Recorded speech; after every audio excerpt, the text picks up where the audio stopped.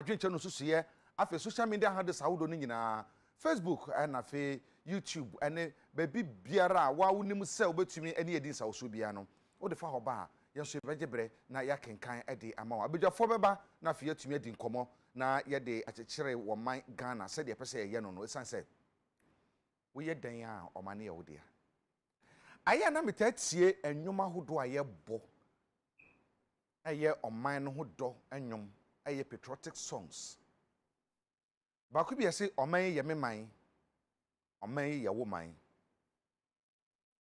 ye dan a ye mienu ese akekere oman no na tumi ko nanim wosum wozini nipa sebe ya ifiyala na esan sebe ya ifiyara nti no ana yesi sate woni nyina anyepe sede be ya na betumi aboa ma busua bi atumi agina nti no nti na ye busua pani sede be ya kuro bi ya betumi agina na se kuro ye di kuro ya yi chiame na ye bi nkomo hene nifa san kakra sam na hene maba wa hene hema hema kakra sa na wamo adi kuro nanim amma kroma no so adi akire ama kuro natumi akonanim ana se develop se de beka na poto kasa mu ya sori ani ade wototo ama yahodo bebre ene ya hyase ansa na Malaysia eba ya hyase ansa na Indonesia eba ya hyase ansa na wenum ba ya hyase ansa na wenum ba ene ye den ade ba ko a ewo Ghana ye ho ena Ghana Blasters ya je cap no mpre 9 ene ye den the last time ye je 1982 calculate hwe ye da so de boy ho safo ni sa je na mpre 9 and so what mpre 9 na ye je ye no ya san je bi aka ho ya nyim bi nka ho Ghana is the gateway to Africa gate ni ebie ye nya so mfaso ana minya ho kwantu kwan kwa man yahodo oman yi emi yahodo bebre ehwe factories a osagefo Dr. Kwame Nkrumah ene aban yahodo bi abesenko eyeye state as factories no mu nne e mobo esu ya sori a ne ya de ho toto se ya ji independent ansa na Malaysia no moje and so what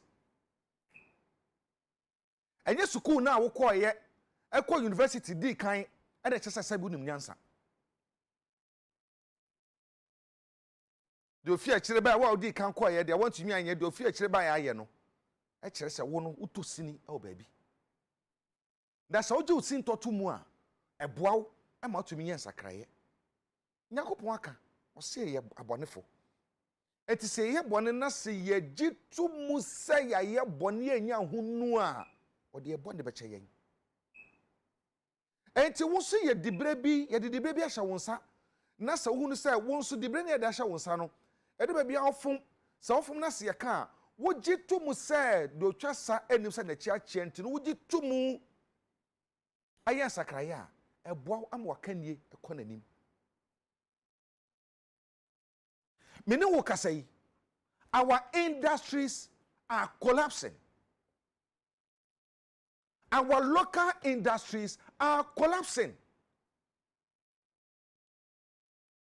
Yes, sorry, I say yeah, industrialization. What kind of industrialization any? And yan the cano na money yono any here.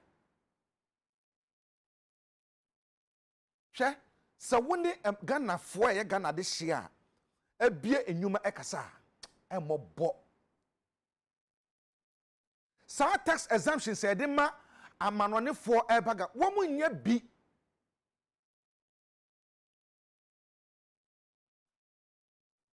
sanya ma hudo ayeye e de bo amanone for how come say ubetu afi Ghana ahwi akocha na so ko bi factory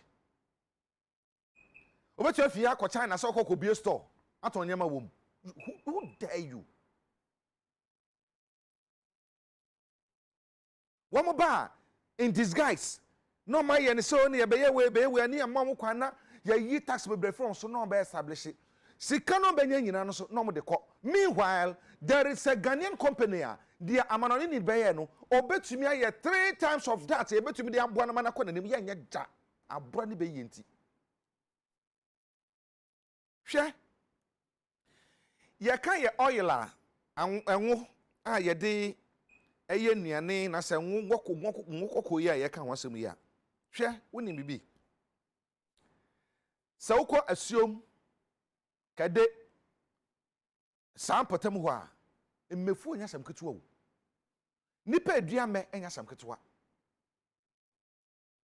duawa duabe no omankrofo do ase apafo nya adwumaye ye momunu ye nu a ye manipa soa wo mo eso no so no enya adwumaye ye rekogu ba bi a ye ho adwuma na emma wo ho ye adwuma nipa nya adwumaye me chiro value chain no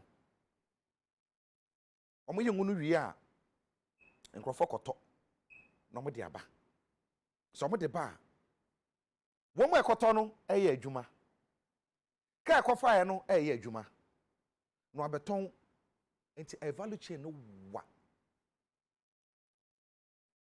ena me no kasai enyumeku a eye nwo no most of them they are shutting down example aye Wilma typical example okura workers 1500 workers oye Ghana ni o oye Ghana ni ana wa bratiti ni mo yuremu abue factory so obey adwuma Ghana for betumi anya adwuma ye no and then the factory no watum and you are happy sitting there. Say industrialization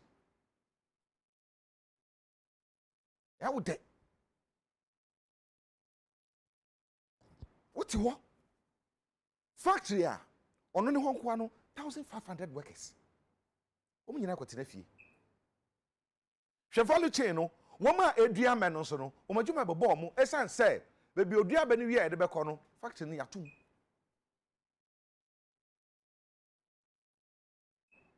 and we are sitting here talking enumudwa ne kasanko a enumudwa ene kasanko a ana preto edentro musuba ne ye da nadi ena owo no ena dada me ena me di ye ena na me de anyame o me yere na dada me ena me de preto we de 2 wesu na we de 2 wesu we de 2 wesu na we de 2 wesu na afia ko na wie ye enti ye mpanifo de tumi amamo a mode bible esai mode munsa eni benkum so bible na mode nifa eyesei na mode sai se mo ba hwe ama ma na ko na nimu no mo hwe bibiye esanse bebia ne ma ekọ no wo man no ebre o man no emem our industries are collapsing local industries indigenous local industries you know egu one typical example na me dey ma wo me pese me bobodin bebre me say se wo ne Ghana fo a tumi bia adwuma factories kasa wo besu ama o keke when you dey chichiro man when you dey chichikuro when you tumi di pejo mama ne kọ nanim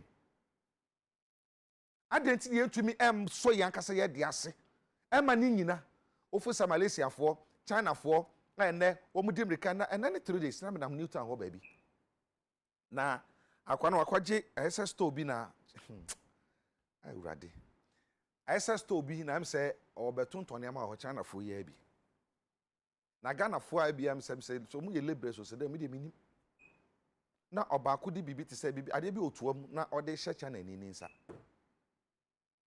se de China ni si hwimade fi Ghana ni nsa mu hwe na mu kasa na ni mu ofro so ko ba na so be pia hye Ghana ni nsa no na me ra ho anka na me nya ba bi mpake na pesa me pake ko bi sa branch ni se de na aba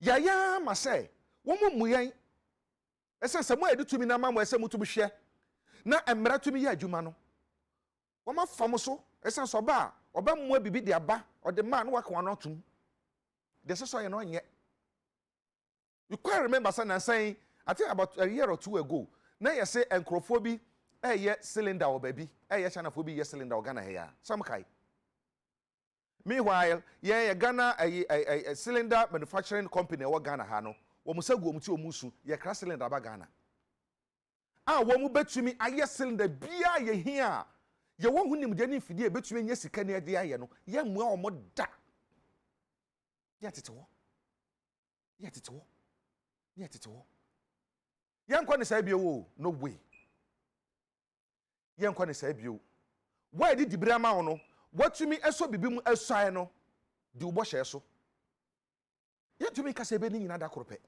eyen kakra ye mra ne hyehye de agu akwan mu a saa mra ne hyehye ne ye bedi so ene bebo ye nyina se enye ne saa ne yete ho na ahoho de hia sa ahoho no beba oba we na mpesa me beye okay free zones na okay oba ye na taxes ne ye wire ni nyina de free ho ontu ahwe oba sika no be nya ne na de ko adentina Ghana ni no no wa ha utum say identify them, identify those Ghanaians are very good betumi ahihye nyuma ahihye nyuma nyuma no so betumi abo identify them and give them the needed support. Will my juma kuyi so obi enkwata won kan ha tema no okobo bi wo asuom no okobo bebi eduama. You can just imagine the number of people ebenya adwuma ye unemployment ni ente so ni ente so electricity bill ku omu bisi agyanom so ye adwuma ni bi nti enim de ayaka eti den ye de abo asafo enyina mummy enya sa ye kasa muma action enya adwuma kasa na doso dodo 2022 yenso so samarada to be ma na no de wo krum no dress chepe anya adwuma no orapo ma no de oba bi achi be ka fam no atwam they say we be ma na so be rapo a o rapo with ska with action ne ehu so betuma bibi utu metro ne fa di bre ma e ma won fa so bonko bo bi onipa no atwam history wo na wo ho do it because you said you can do it. Good morning everybody.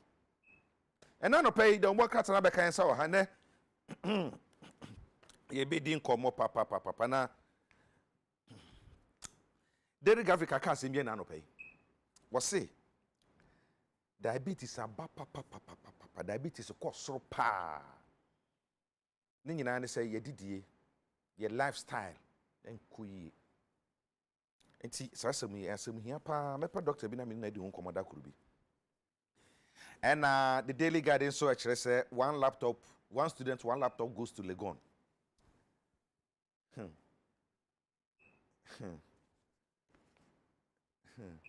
Ye here pa ni. Okay. I will send be a SCA obi akohwe acid go oba bi so.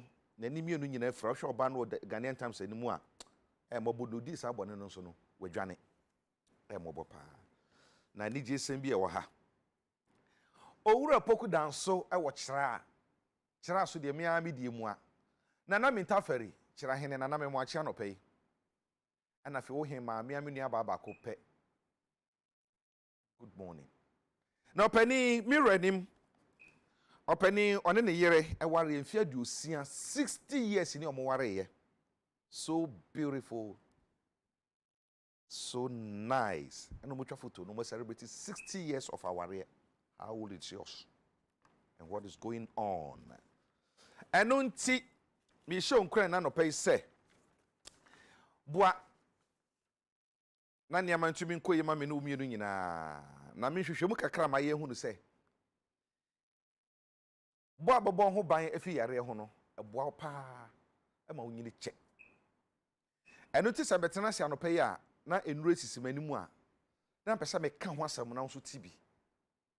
Bi bon dawuro na so fa bibi di free mu na wo de bon ho bra na bo no wabusua nyina na munya ho de sasa ho de ohoi ede medical aka former transfer nsam a kyerɛw wo mo na de Lumitrust aba Lumitrust ye duro a ye no kwasoronko so a akutia malaria yare de kunipa wo Ghana ha papa ayi ba yi koro yi ba yi and afi nyina na koro mare de kun nipa echen coronavirus nanso ya dwene nko so entemesro so bobo no abusua nyina ho ban afri malaria ho Lumitrust and na mekan for the amount Lumitrust edru ekura me we nsuo de nkwada de. Se da ho se nkwada de ade enye da wo mpe no. Eno tie de flavors agum. Ye na kwan soronko so. Ba ku strawberry, na ba ku banana. Wo se strawberry e de. Na kwadu so e de. Na e de aye. Eti bra kwada na enom e de akụ malaria no. Na onom e de abone ho ban so afi malaria ho. So nya malaria na so onom a wonom ni nyina no na ochina bi no wo de bone ho ban.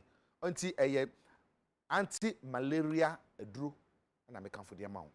Jibi ko si fi na kwada na no mo ate. Na ye mpanyifo nso no ye die nie eno ye press se de ta aka no. Eno ye Limitrust Fort. Eno ye press na wom.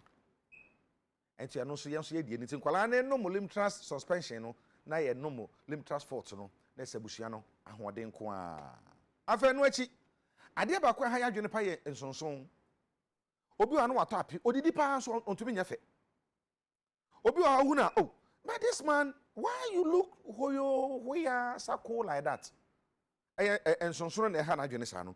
Obi wo ho a ai sane a ota efefe tent anopo obi didi onfa nche mota afe de bota aforo no no ho ya ne hene obi ho ya ne hene a na o se ato na duru bi anto waduru obi wo ha chese ankwara de wo wato ape onipa bi otu se ese wo ye prumprum kama nanso esa ne nso nto ensonson bebu wo mudi nti no ne ma nkoyi ensonson no ti omudin o na sa wutie ensonson we din na sa wankwa nkoto sa aduro ye friend transfer 400 db a etoje wa nsonson din ni mbebo body a wo hye wo ye bete presence de odi kan tie ni din de odi kan din e di tapeworm tape ya ya de chichira de yi tape wo yem hookworm one hook dra o hooku se ya asamato threadworm ahoma ya de botire ye ma de botire wu se de tumi de botire na matire ni ye bawe pa ibi so no e dey your stomach inside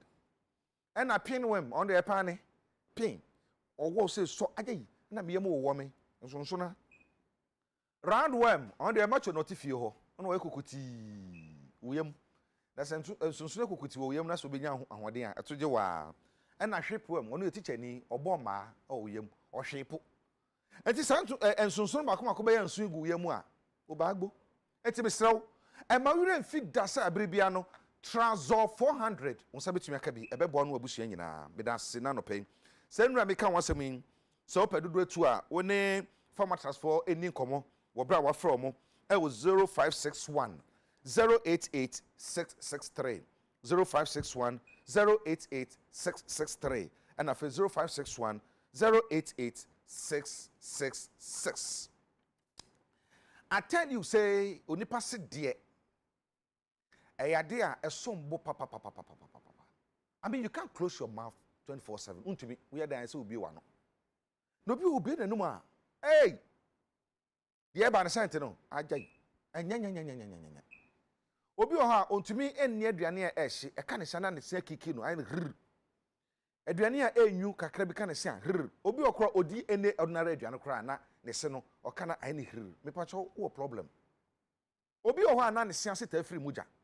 Wo ha pa obi o ha na se ne ane se no aye mre bi ense danye de o ka bibi a o so me ka mitumi nka wo problem pa na problem no so yanya no aduro enti ka me ne fa seda e ma kojakfo na e de kojak toothpaste aba na toothpaste ye da be makoma miensa ende esimani mu de ma wo sinya hoden de ma wo sianse o si achi nam no eye den ene ma wo si achi o sin so e 50 kojakfo na di kan edi bidie eye toothpaste TB and so mo de no na eye the original authentic one no kone koje bi ne bo no so de da fam se na be obi ase be kama na obi anu be hwam na obi ase achi na benya hoden na obi ase anfemfem no na obi ase siase efiri mojanti na odi sa toothpaste yaba drugstore pharmacy shop cosmetic drugstore pharmacy shop and afi provision store bi anokwa usabetumi akakoja for toothpaste TB ne bo bi e 2 cedis 3 cedis so cheap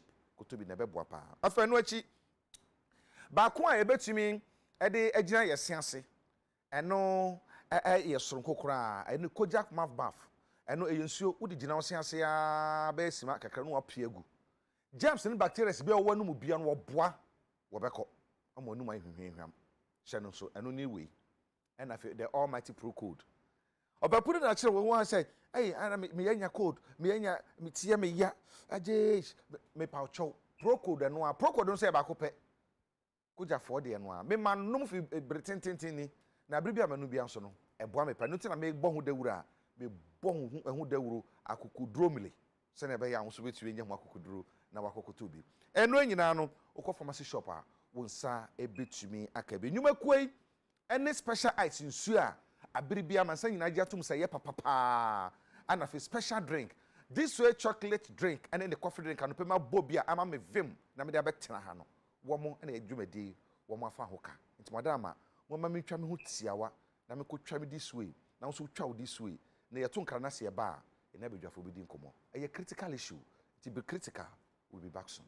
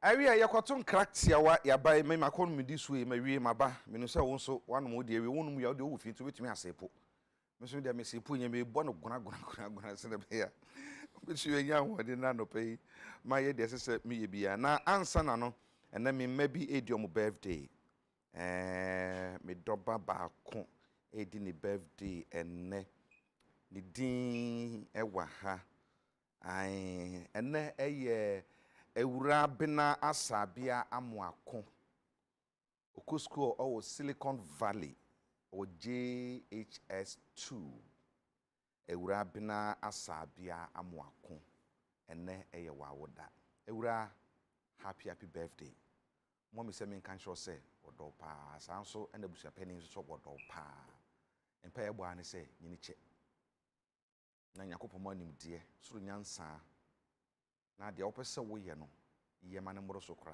na fa hye nyina anuonyam nti Ewura happy birthday sanso ene sanso eye vida a champion awo ofanko Calvary Presby YPG nso ne eye wawoda nti nso me ma happy birthday na ene menua baby papa da fam ewo bososo ewo Eastern region Kofurudua Tricia papa da fam ye na yi ewo Kofurudua enne eye bososo enti Tricia bebi a wo bia no me ma o hyeden wo ne abusua ni nyina na fe ani nso me ma mo ni adwuma ne mo amakota na chi nyina ma mo nyina chi enne anope ene empanimfo a menya omo amwa ha no ebinu beba beka bi nya ma bebi aba omo aba no meda omo di ama matumi ahwe wo mo ansa ene Dr. Christopher Ampedu beba onya meka mensa bo beba na sese de omo nchen mi benku so pe eye engineer Isaka Amon Kute oye local government expert ono san ye so ye engineer maintenance engineer aha ayi sa mobile maintenance unit sana Ghana Highways Authority me boa mobile maintenance unit wo na omo workers yi bi na ya kwani tutu a omo patch no oh is it egu anya that field anka maintenance na je say na me tie kurase say no road maintenance road maintenance there was structure maintenance as well yo so mo si dan na maintain bibia wo enti adanda da yi sisi wo ya aye mo betu maintain I was say impact assessment near hwe say structures need to say cables to say bibia wo mbia finishing ni na okay na ye nye dia ne te ho na bibi tua ne ya kobo okay ne ho ha ne di niam ani bi ka ho okay because e bi a cable na ye ni nyina no anya for air conditions okay and afi ye introduce air conditions ese mu le cable foforo and afi ubo wan set wa na boom ba ko na ahye na nyina sa okay and nyina you have to do impact assessment after 30 years 20 years what do my mimi say what do enye ho nkomo na bi but edu ba bi asemi ba na ya fa ho de aye bibi Ghana sand ade ne ye say etu ye wiring ye we a period of time they say to me question to me okay it's a good question the issue has taken is say prepare budget in it wa e was who say o hwehwe say in final maintenance no cost no ewo because say one year provisions for maintenance will be sa question na fi ayedin because there should be provision for maintenance ministries department and agencies or maintenance department in a way. Until one say yama impress be a padlock be say window be say now the but main structure is see one and kasana muno yama skebia for that then it becomes a problem. Wow. Na sana kese kono. Say ntina ye obi aka was ye maintenance culture no enye obi aka no maka no brofo sa no mo jan sa. Nti what can you do? State funds and a state property. It is almost an arrangement for maintenance. Yeah, we can't do anything. The private sector, no, so they be no more than omunsa wo maintenance wo near sesano near you say but about public sector and our government wa ne nyina ya fies ne yehwe me ko workers college bra me nua KKD ne ho nsam bi ba ye no na abrosan ne bako na ye court dan no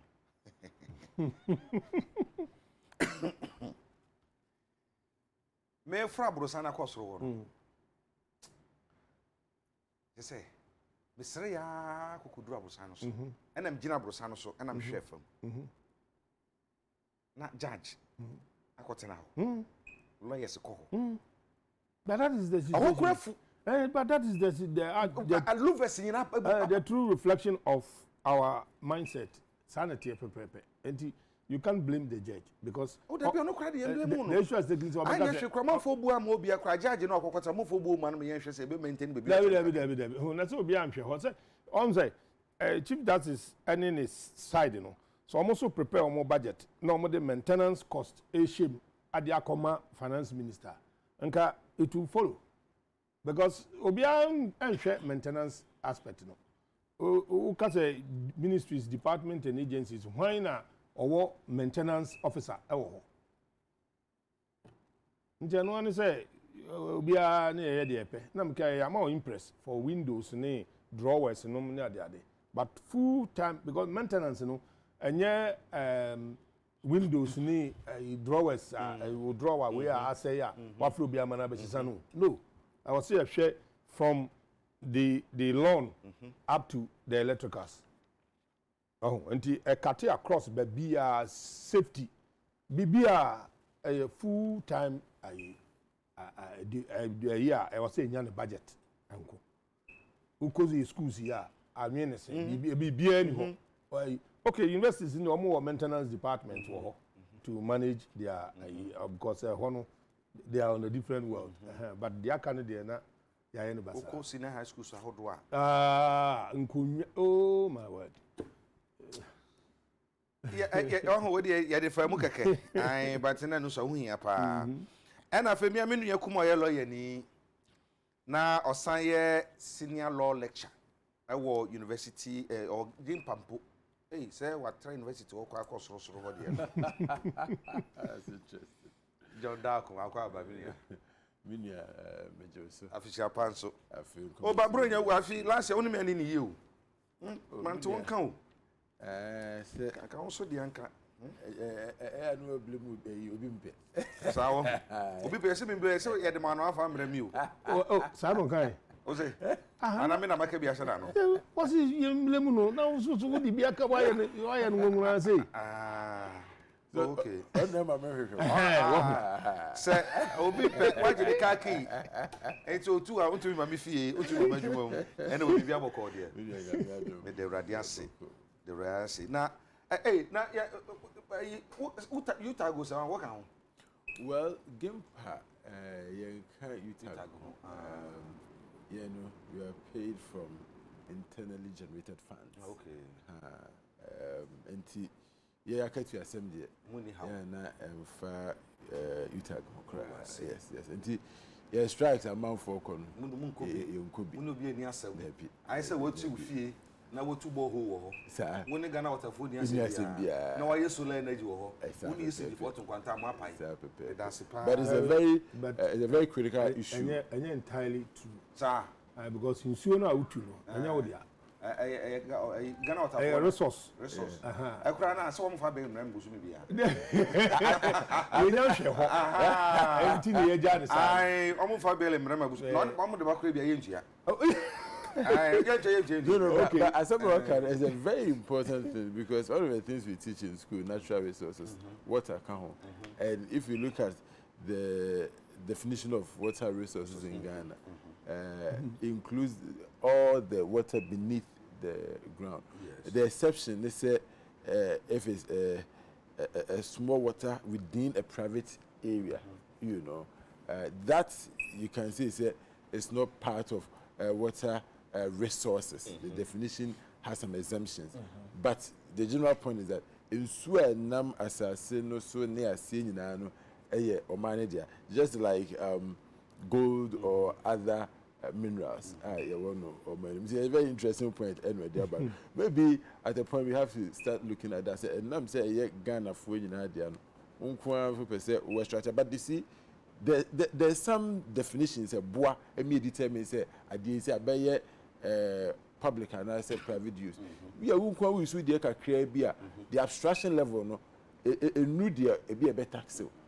But if you are using machines to abstract the water from beneath the ground at a certain level, if you're able to abstract 0.5 I think it's ml per second. If your machine abstracts 0.5 ml per second, then you have to get permit. Once you get permit, then you have to pay some form of money to the government. And it was a very interesting intervention he made. Dr. Famia. Na me ti we ma bra konya sankrofo etunsu yi. Na brrr o betu ama me. Na fi nsu etumi aba. Na me de me machine asisu. Na me use. Na me betu water bed. You see, if you abstract as a certain amount per second, you have to get permit from water resources. But I could get down to me my inside. I say no.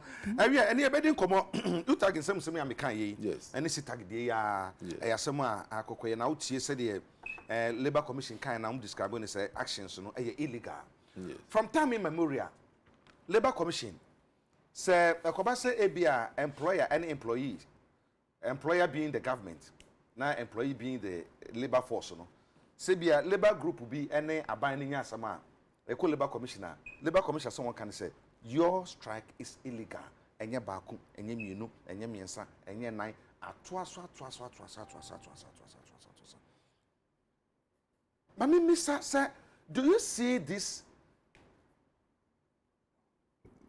Konabra say ade korona ye twa ho se dia enkuradi aguri ade korona ye bribia asa no would you say eboa oman no kwan bi so as I say sit for the illegal you for the illegal every time bia no illegal say illegal a day and a Labor Commission omotumi no modu this is high court beboa Yes. betumi aye bibi wo mo ye dia fa ho betumi sia no prekope afei ye hwe employer which is the government in so a one also ni wu a o play no one word dey do baby and dey so nya illegal na Yo minia me das ansa na ye beko yensem menchia minia no ma omo so ame especially bremafo nyame adom aban adaroma a new project bi a o manage ho pa wo so am constituency ekoso nti mechia contractor so ne na dwuma pa oye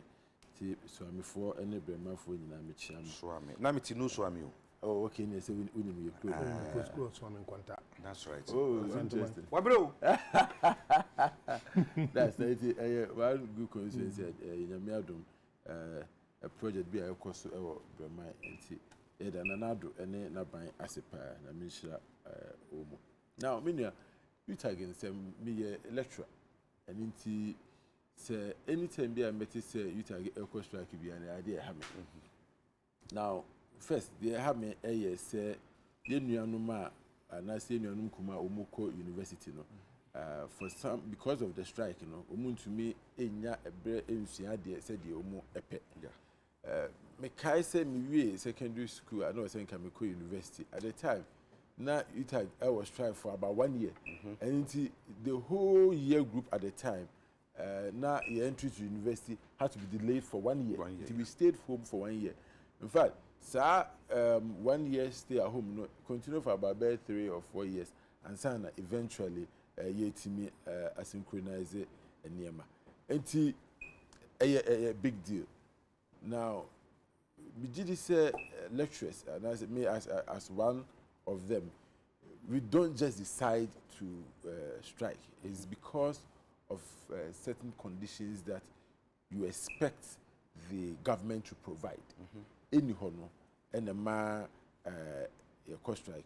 Teacher for Juma or more year a cremu a idea a here or I mean, obviously, or maybe no bit me a developer say a teacher for Omo Omuncha dia a man sick asem or man said the name siko. We blame people, but teachers so edimu akoten pa. Teachers are nkyere ade ya ni nyina will affect the growth of the country. And nobody will discount the importance of teachers in the nation or in a nation building. Their importance can never be overstated. Then it leads us to the recent issues. Recent issues, ma follow no kakra. Say the Okano is the back and forth what we need. Maybe not, but we have to look at what has necessitated this last strike action. My read the Labour Commission report, and Ushima, a teacher for, said American. We have been teaching Agya for about 8 years or so. What are they asking for? They are asking for a report on labor market survey. Yeah. All right. Now, according to Fair Wages Committee and the National Labour Commission, that report has been given. So, it is no longer an issue for which lecturers should decide to strike. And even though I'm not a member of UTAG, in this sense, because I don't take my salary from the university, from government, I believe that other universities, other public universities, because they say Kwabena school, in fact, the University of Ghana, so orientation all the other public universities started admission. And the probably kuma bia make official oba enra da Accra. Nemba minister say omano ebetna Accra abra yenche na de. And he said the moment here we move Accra be free be Kumasi, edini free Borga, edini free Central Region, and I say edini free Upper West, or even Accra here you move no from my family said Sakumo no Anatema. So Metro University campus no. The expectation of the parent is that the child will receive some impartation of knowledge, some tutoring. Na waboka watuto niema edi Accra na bedru no na teachers see a strike. I think that sometimes we wonder, say, okay, if we really wanted to strike, why didn't we even strike during the vacation? Because we believe that the impact will not be there. And school and so when kids have been moved from all over the country, University of Ghana, all over the country, now,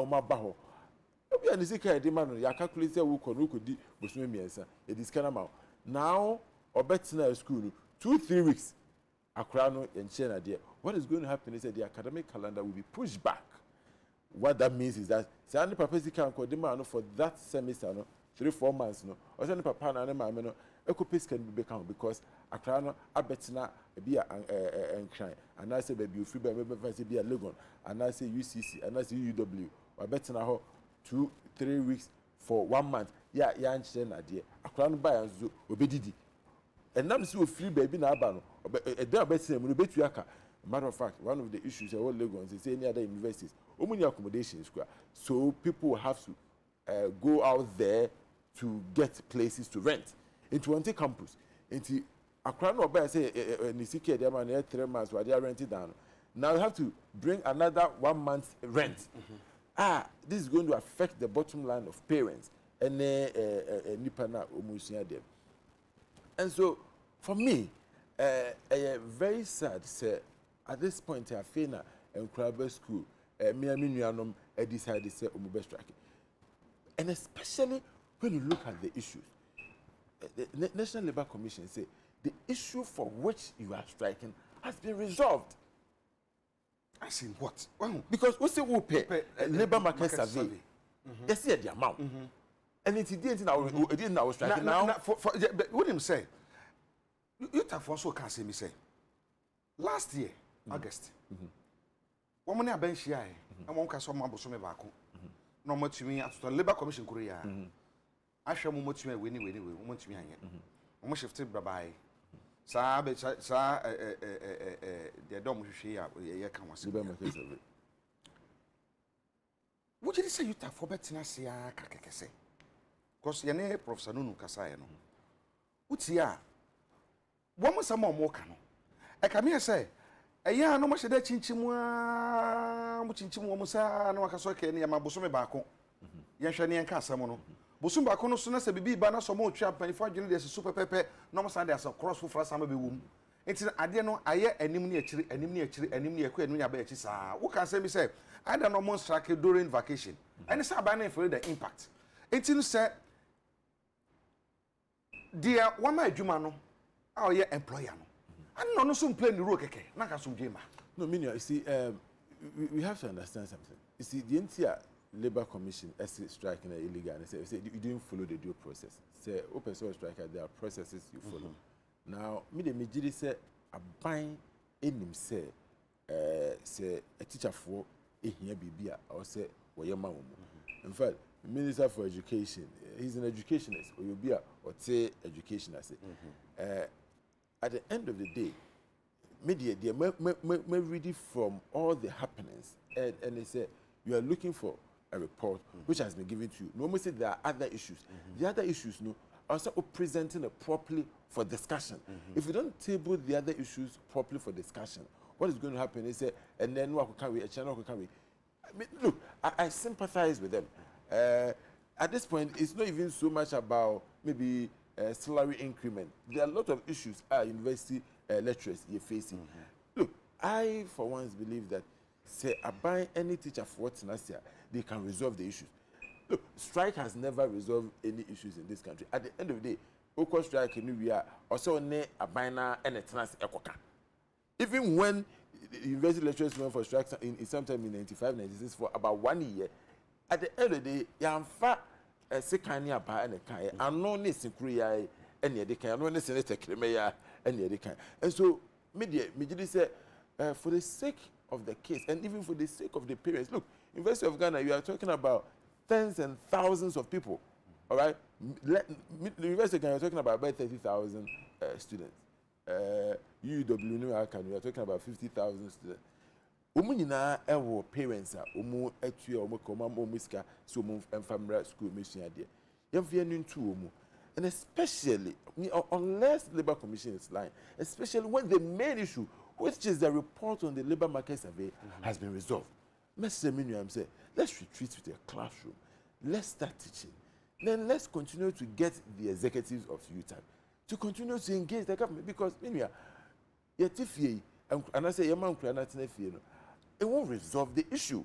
You see, like you're saying, maybe you think they will put pressure on the government. The government will feel the pressure anyway, anyhow, whether you whether the school is on vacation or whether the kids are in school. Maybe may how my minimum papa no ma titi umunsem ede omo sika kakra ede abre no bibia ha kene onkora na awofo no omo famu de enkwada na bedu awie enti no is between aban yes and acherechefo yes acherechefo no say ya hawo ni ade we hya se nyane yes so that kind over a year yes. now omo strike ade na kwaso akwa the same thing na as afibia you to be resolve no prekope you to me oh see me jiri see be to me o see but human needs are insatiable, as the economists will say, and then so strike and negotiation, strike shouldn't be part of us, but negotiations for better or improved conditions of service will always come up, because and they say me fancy teacher for work to 1,000 cedis adiache, and I said that next year inflation ebeba reduce the amount in a way, the amount they will take home in a way, because I never 1,000 cedis beat me at all in a year or two need to minto. So the university lecturers will always go back to government to top up, say the bear almost to beat me at comfortably. And it, for me, the whole thing should be about negotiating for the best for our people. Me, they immediately say strike, will never resolve the issue. Who can say who strike? They were in court. They were in court. So matter, like you are saying, August, September, they were in court. Emma court no ekaso omunko resolve. They all agreed. Omuni minister ekushia ena omu eka asem. Now you come back this time round to strike again. Media. Na yɛkɔ court so na mka se yɛnkɔ na yɛnkɔ ka asɛm no. Yɛkan yɛ mante ase yɛ adwuma san kɔmɔ nkɔ strike ni bio.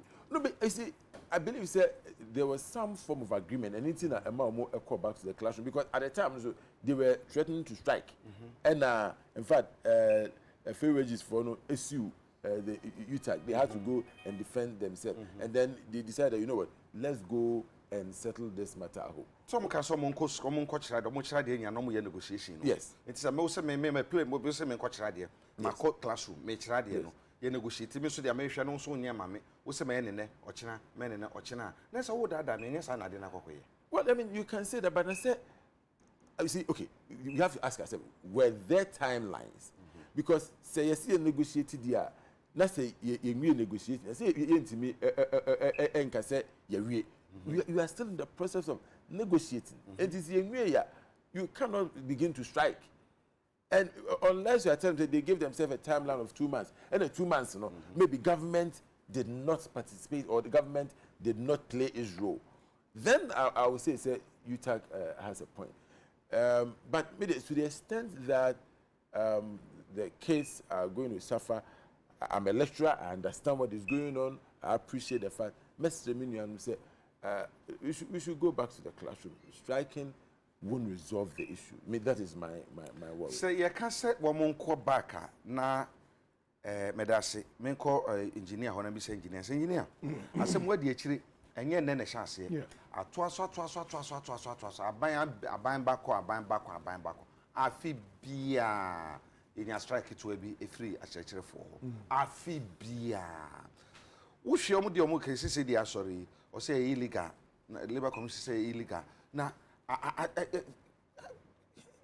why ade koro na de bia ade koro no a problem corona na wo ho ye kan wasam bia nso enya no pomasi bia abre bia I mean the internet sabasa yo Agya mente say peace of for Marco strike that Debbie adinta you hear we am that's good and but obviously it cannot be the case that they will hear BIA but they hear me pan it me at least but what I'm trying to drive at is say they say the gimpa for almost chatter no different from Lagos to omo ji school fees na omo ji ni boom na omo ho ato yes you tia skapa yes kaketo as compared to Lagos until Lagos akoye baby a wo aban kukumu na aban the piano then we are looking at omo levels because university lecturer biano one co school crowd is about 10 years in a university. What do I say? Now, the salary structure not to say you perceive share salary structure. You share education, you share experience, with technical knowledge, with number of years, you share market value. Near the case you share salary. And Kofu Bebre Article 71. They don't come near you know. But when say the system is I say parliamentarians and politicians, you know, omo na show mo salary no. Na omo aka no. Omo de omo to wages or even say wages and salaries and wages commission on one for so. Adentra. I was say a table ni nyina ye di obi abeto table no so. No obi anko salary, wages and salary ho. Any labor commission ho. Ni enko hwe say ye de saa ade we nyina to ho a salaries na ebinum de nam ai de wo ho no 12,000 ni na o ma lecturer a no produce the manpower of the nation no 3,000 and it doesn't add up and you know say omo bu afu na so omo say omo demanding for their pound of flesh we need to sit down meaning say omo koka na ye raise omo de na e be affect the whole labor front because obi ate ehwe de ye de be ma omo unnim na uko som sese ya asomaba sese enso ya ye kase ye tua salaries ni ye tua interest o man si kali nyina asa ye ni hu agisi ekobo bosia enura osene na say yakobo 3.8 billion Ghana cedis bosia bio to support the budget. Enti say ye ka se ye hwe omo nso a de bi omo kana na e raise level no kosoro kakra. Odit ko ho na nurses naba. Doctors di akire. A police for beba. And then you close agos a wine local for almost so the omudian a balance happy now pay a best shift your economy no area baby a conco we cray and I say na say ye the sako can we are enti I did not say an anti crew 1 year trouble beba who come yanswa and so will be back him enti let's see yan hwe omo kakra minim say ye kohwe omo a the trouble beba because of the labor front no say na besi awoso no e dey nsem bebre beba but enye anu nti na omo soso ebinum edi de no na omo de omo ho kire wo it doesn't work like that because at the present one for no yen hwe say upa yen ni omu nyina meto wo yen hwe say one na co university 10 years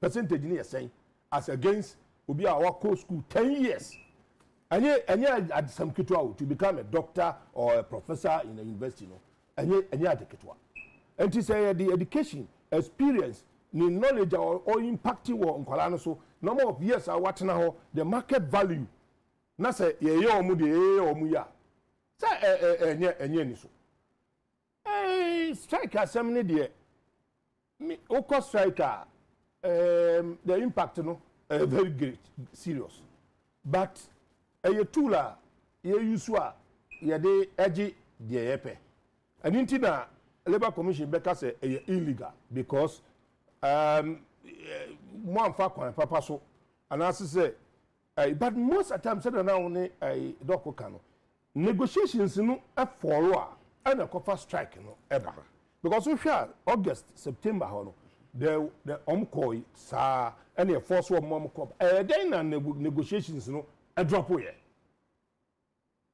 then because some market so be some na yekano and no idea ya wie oma ye wie mpefo a oma ye wie date e dey more me say 3 days be pen yeah then e dey ma but that is not the issue until na be say so market premium no say you know kwa na no the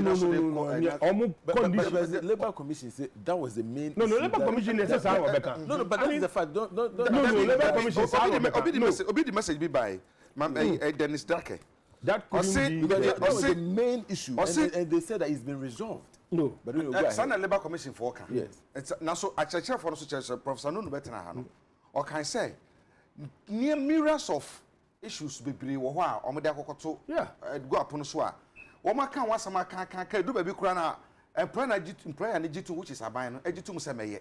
But I don't know the aban no enye National Labor Commission to make a be answer aban say I do ka so be so still market value document na no the last straw na a breaking the back of the camel na no but there are so many issues omodi ni nyina kogu ha and American and no so say ka say tenacity say na ya just in kakra bi by some percentage per labor front ni ha be wo so because obi aka bia no so I alert twen ama legon for na aheti answer because nay ye tia oka 800 1002 1005 adema na abetimi dia manage let's be serious adema na abetimi dia manage because university lecturers are not paid 800. No, I'm not talking about university lecturers. Okay. No, I'm talking about the other workers. And it's a omo de no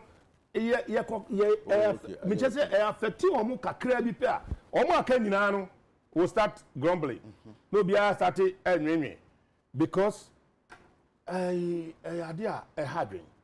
And as I say so yes your financial situation of the nation no and ya ye di be di agro. Yes least mistake ye be ko baby a yempe because finance minister kire yen say otua salaries no otua interest yesika nasa enra ene nansa mi hu wasa akobo 3.8 billion Ghana cedis okobo bo say biom to support the budget and we can't continue doing this so adentina sa article 71 fo ya omo sika no aye de che na wo soro ho no aye ntimi nya ho bibi anu we bufu na sometimes no lectures no ade eka eye de omo de ye no because omo na omo kire omade o ma kire wade wa be kire ho because we go na platform bi so ye de ntino o salary boom.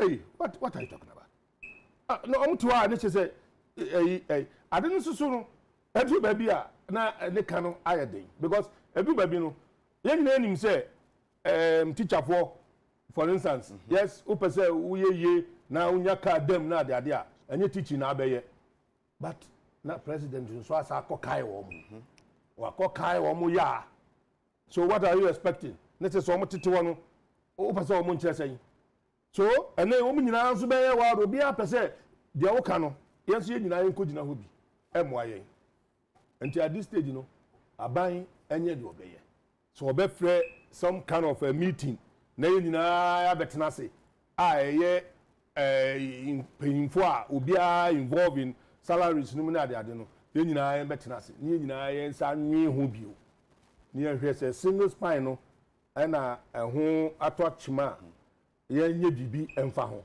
na che se but ni nyina no begina yesika so yen yesika as o mine no ano ndi bitu begina so dia of course man yen timi ko babu say metia salaries o enye ye say no so na say si ye hey, but we can't continue doing this. Ebedu baby no omani babu. I mean it will be like Greece. Baby omu discarding na you mo omu ne omadi ni na mo afere krono na he de beye.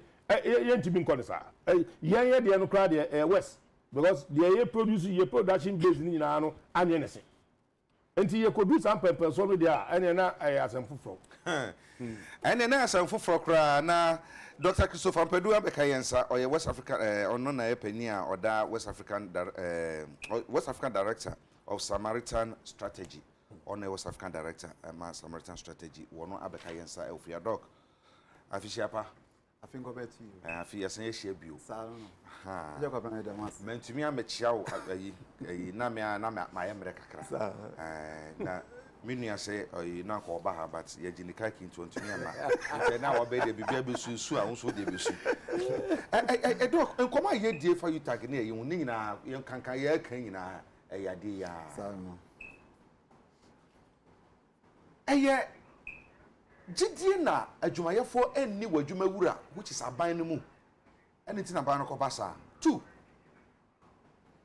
adwumawura aye employer aye aban no ne ni ya woda na di ne lifestyle ena no so pusu employee na oye otichani na o lecture na no kira de ne say nansia na obaye ba hunu ba bia waduro na me matena se mfiaduonu mfiadunum mfiaduasa na sama setena no enu de ye chemu nan a na sawu sisime enti ba me so me nsori na me nye bibi eye niam ahodo bi na manaba say say engineer ko take asa no kan bibi na oka ye no se me na me kire wade me ma kire wade wi afa kwansin wo na hey wo hwina ko enti na bi be fa na adwene enti na ususu say wo ho a esese etumi ye ade no de ye no o se wa kumi a kumi preko so wo no ya kunu preko no nya firi yenyin firi ho kra ho na betu ye firi ho kra na ho ye bebrebe betumi abrase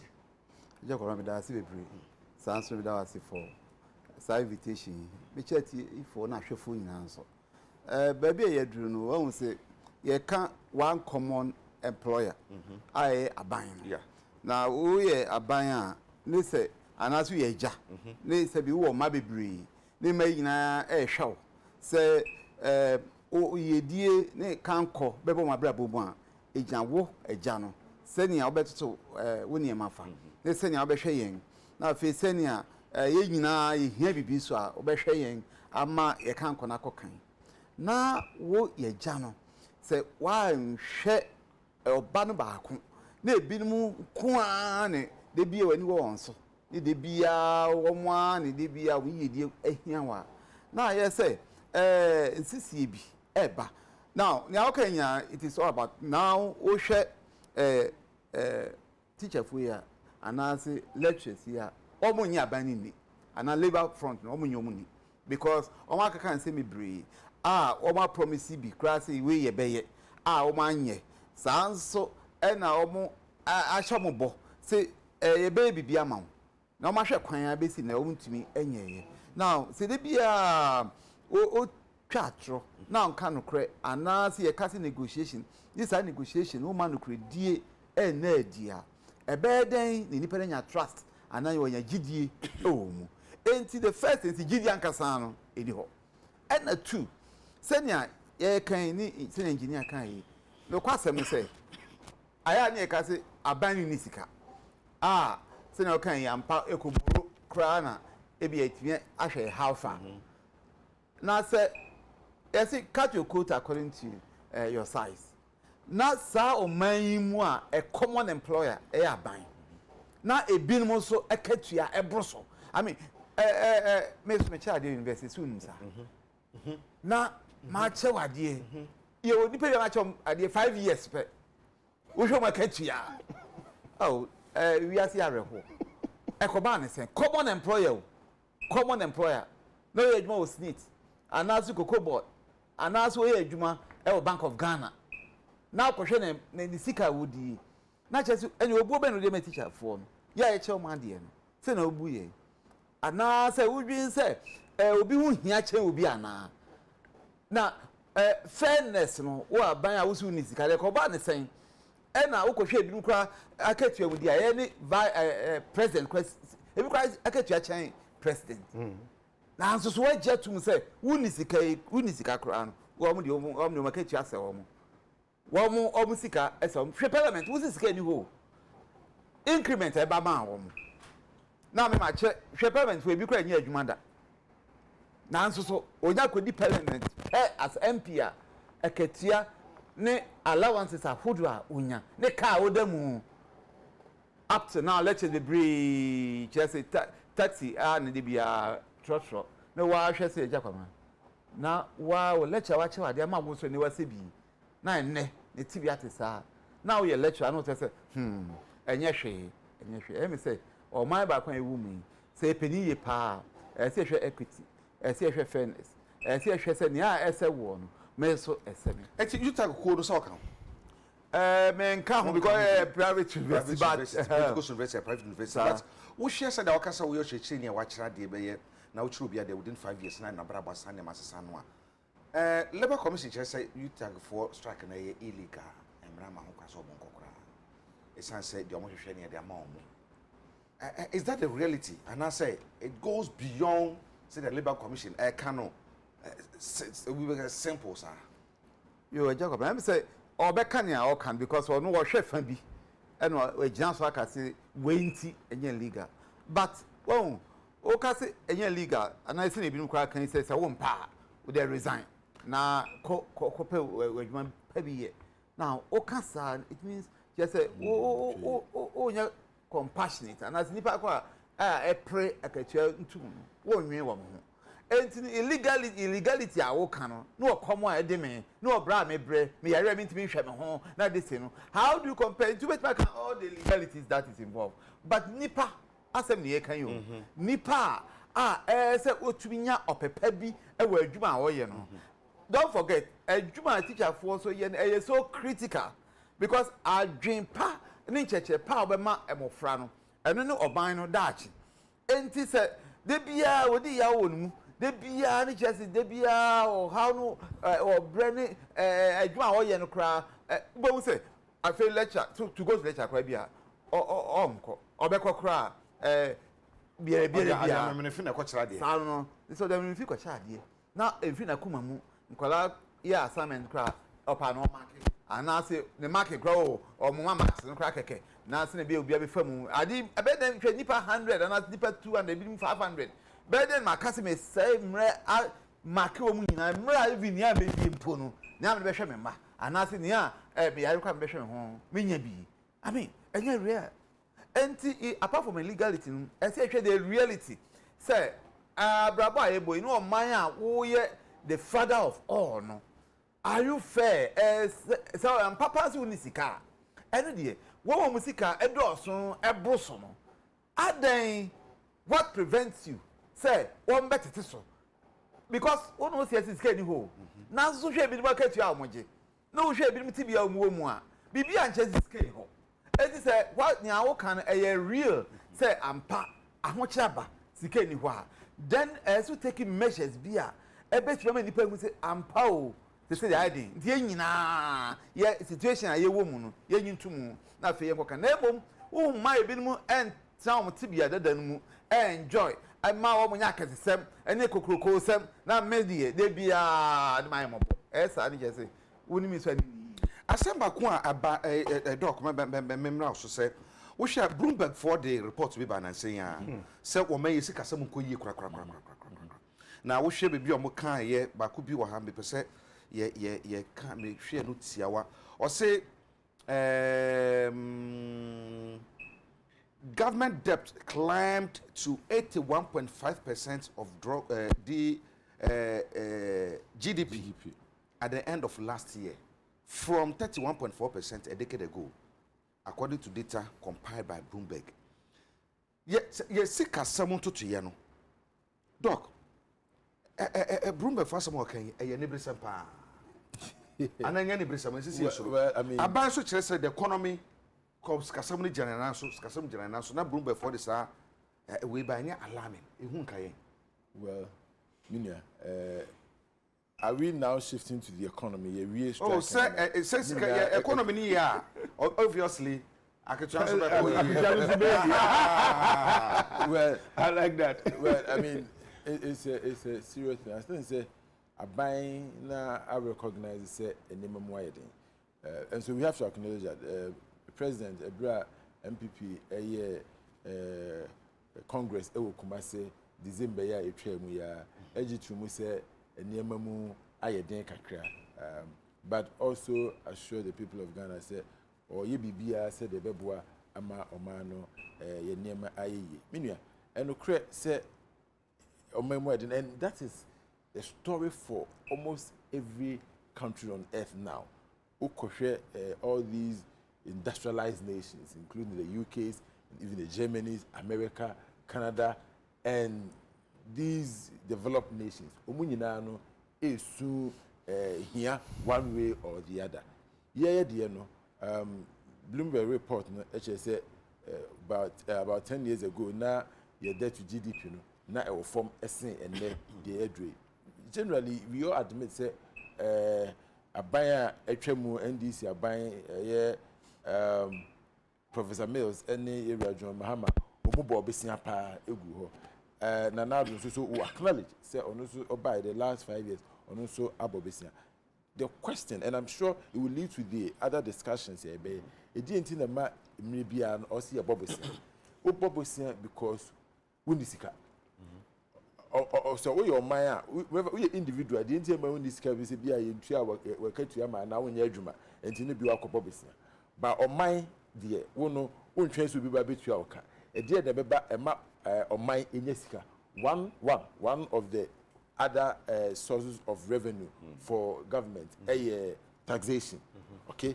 Now, yes, you see, or my the past, at least for the past 1 month, 2 to 3 months, we have fought against every available tax via a buying a person. Now, until now, you the benchmark value no remove preko. Exactly, because so we say Bloomberg say your debt to GDP equals because say ye just tax a month for say omuntia say any tax. Why any tax who project a person or about person see school 9-10 or person or ye kwan a free me friend say takra de ekwa takwa or person and the kama obe here 10 million. So 10 million no be here no o mu 5 million 5 million no or see a tax any dey support to the 5 million no ye tax no aban so person ye kwan e better aban timi aye sa ekwan it was so okwaje busia.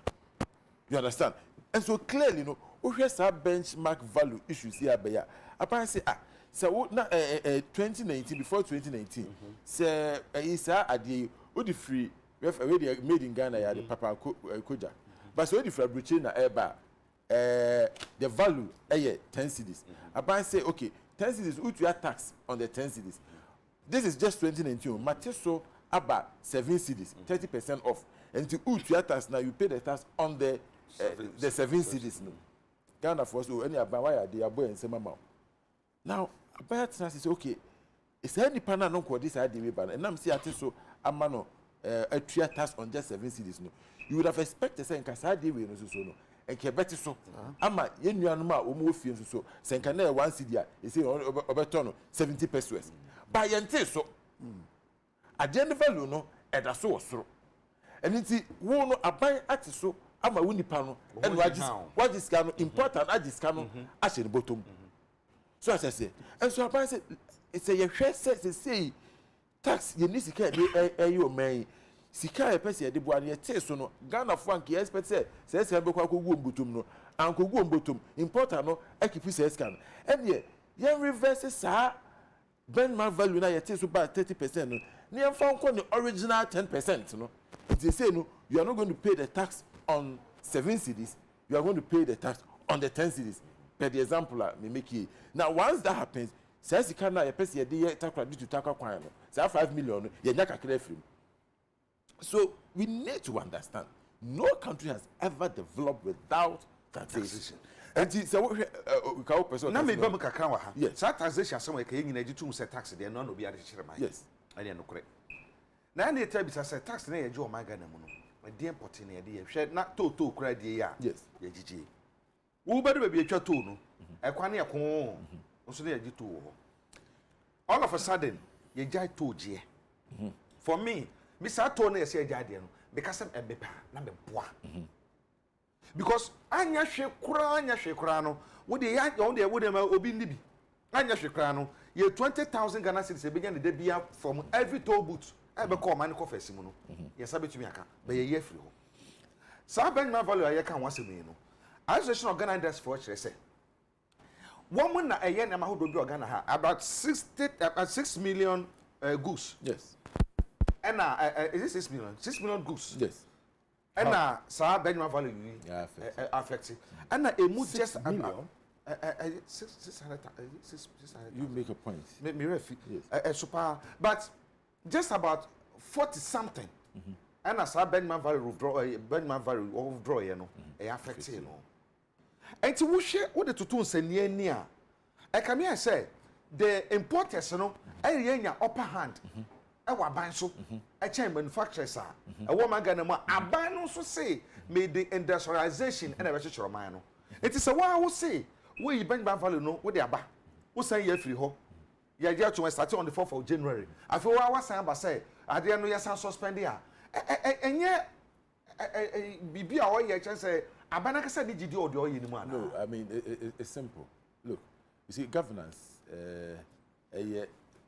enya adeketwa you are dealing with people Ghana for no mu aban no mu adwuma no hedoso and it say asem bi ba na say ye no doso ye no doso kakra you always have to retreat and discuss talk to people not find out what is the real issue because say you're working Benjamin value ya reversing no at the end of the day no say boa local industry because the local industry I'm say 6,000 yes say o koto ade na say we special as kama ayi nyina anum say the foreign bottle of water abesia na say enam say tax no was foreign bottle of water ebe cost 1 cedi na special ice enam say made in Ghana nti ebe cost 5 yes, so one will cost 10 cedis, this one will cost 5 cedis. Which one will do bad?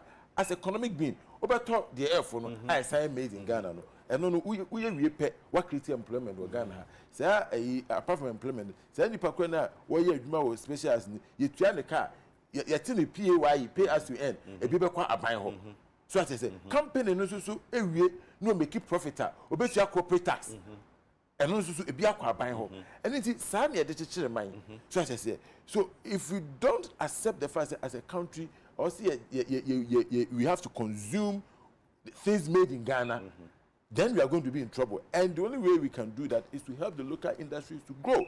It means say Bloomberg can say your debt to GDP across is because we are not producing enough. But we can say so far the government has put policies down. Airboam yetimi manufacture and Nema Okuma. I believe that the reversal of the benchmark value will also make the Ghanaian goods competitive. If the Ghanaian goods are competitive, people will be able to grow their businesses. Because say ya sounds so entimi nya taxes are ye dey ebe support to Juma Yako. Just like I said, see a year a quiet free takwa de airco takwa. That's a cost 250 million. Say, that's a who needs Sikana? Where are you going to, how are you going to construct? So you need to tax. I banned the name of encourage local industries so we're able to make money. Yes. Many local industries, a bit better than me, yes. Also, cost of production are very, very, very expensive. Yes. And at the end of the day, no, or no, any man or yeno, a born of a cost. Yes. It's a cost already, Obisu can be firm on the bar. And then I met the airphone. Said the wild canoe, but what the airphone, yes, the major dear and your phone. Until say, and can she share your dear bandy and she share papa? Obviously, the local industry is a big Roman answer. I'm a modi and so the one day. To me, about from me, no, we did come America, I think last Friday also. One must say, made in Ghana and Moin. One more bread pass on multimedia market. One more time I feel baby no. Like I said, one more cabano, airful. It's say one. Or no, Odiamono, I want Indonesia, and I say, you know, made in Indonesia was a wine. Sika, we say, dear man, no. Interest, that's why just about 5%. Yes. Ghana nuclear in India about 25%. And to know be there 5%, you know, it's very cheap, obviously. And no, not say there 25%, you know, I be so. And to see us, you have to see any one more compete here. And then the young she be able to me abwama local industries, you know, so bet me akokoje be see ah. Interest in be at least with the 10% these are valid points and these are hard facts. I won't disagree. But what I can say, and it's a dream may be I was say I decided to say no matter how difficult it is, you better consuming your own products. Say maybe a mona air do ne boarding your kakra as much as possible we have to do because a made in Ghana product. Because say why say a British na talk be made in American product because when him say a bois the economy a manipa enya adwuma.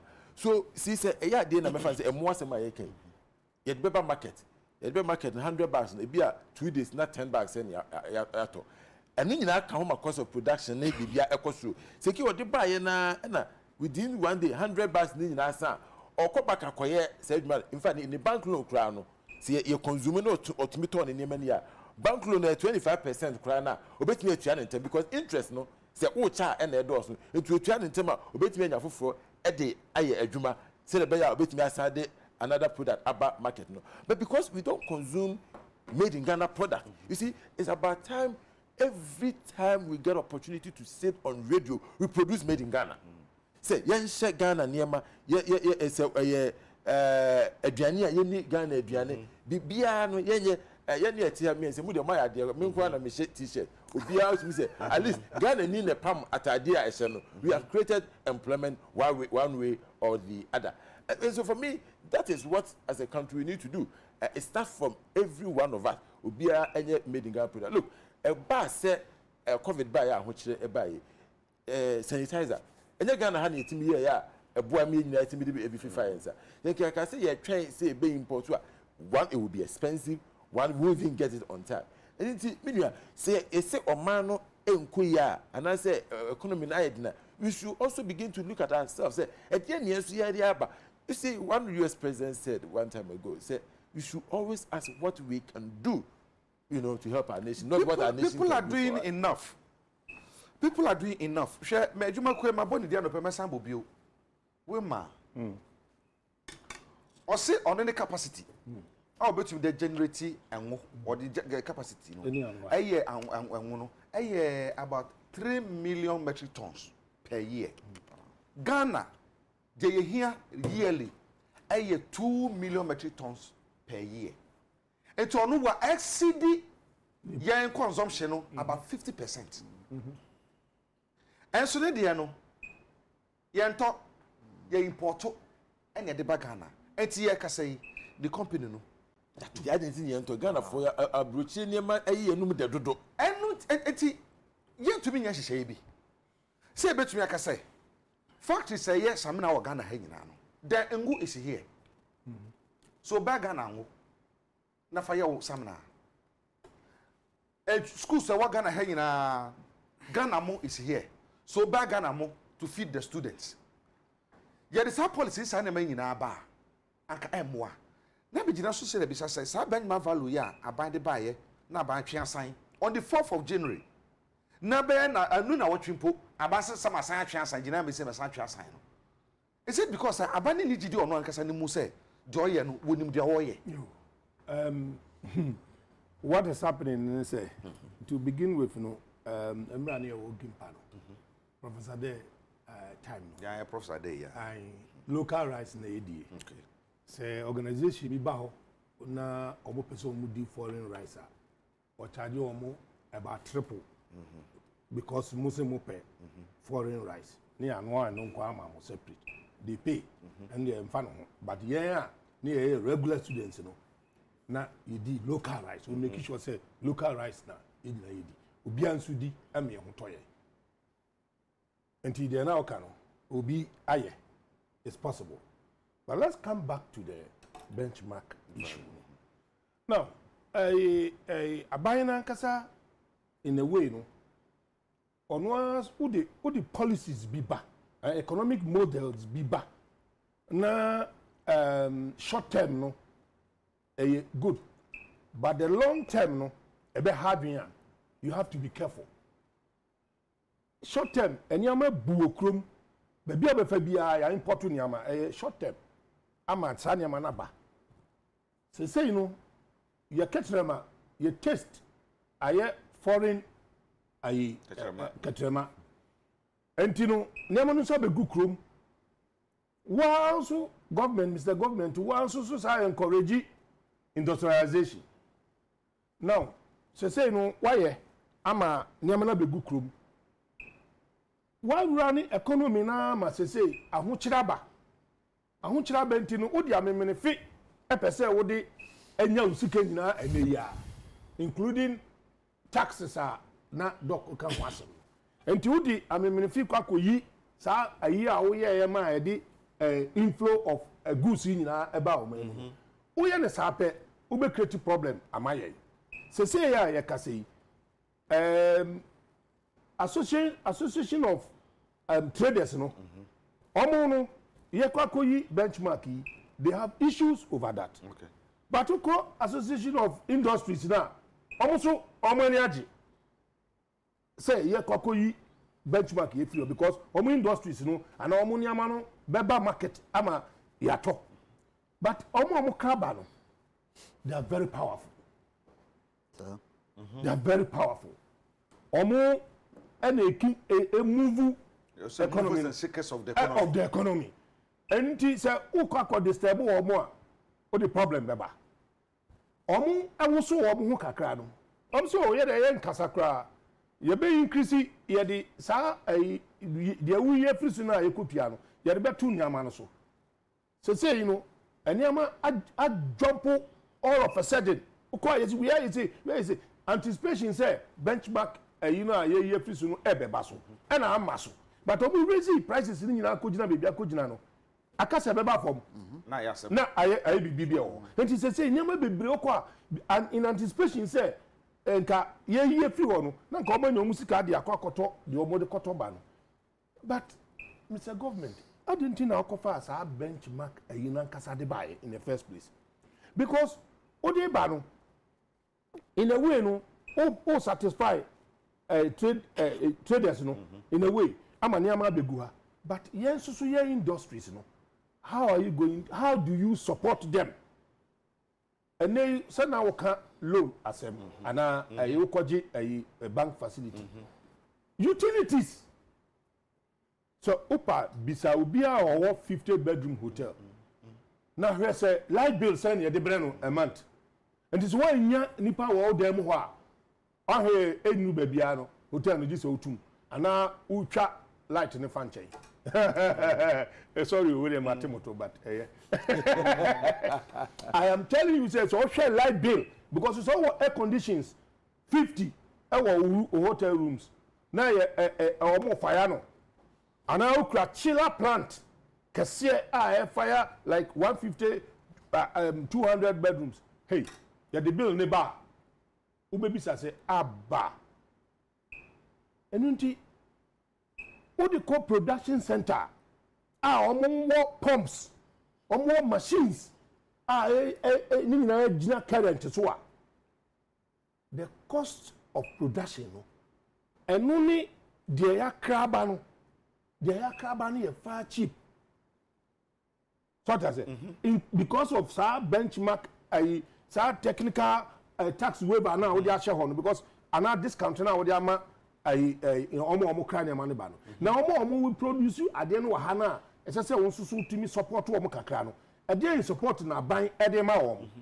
because omo tia corporate tax omo tia light bill omo tia water bill omo tia bank loans akese omo tia salaries obere no sustain adwuma no enti wo hwe ha na o draw ne balance sheet no say ade enye ya wa park be waja wadum ma infidie na si wo because ebi wo substitute wo market no so that say enti aban susu no because wa run ade na ma ne ho akere no sese ni ntino wo dia me free epese o get tax ni nyina sese ya dabi I was so yes selective yenya no back sese ya wa suspend say a gap no da won pick one on one because companies ye come mu and yenya industry enti uni one sector ekotena se na wo hwe say ade mu betuma produce enough for the nation and sa eho no we lift here no free wa mini problem because we lift here no pe sa nkofo no mo de ba no o mo be jai de ba because Ghana de no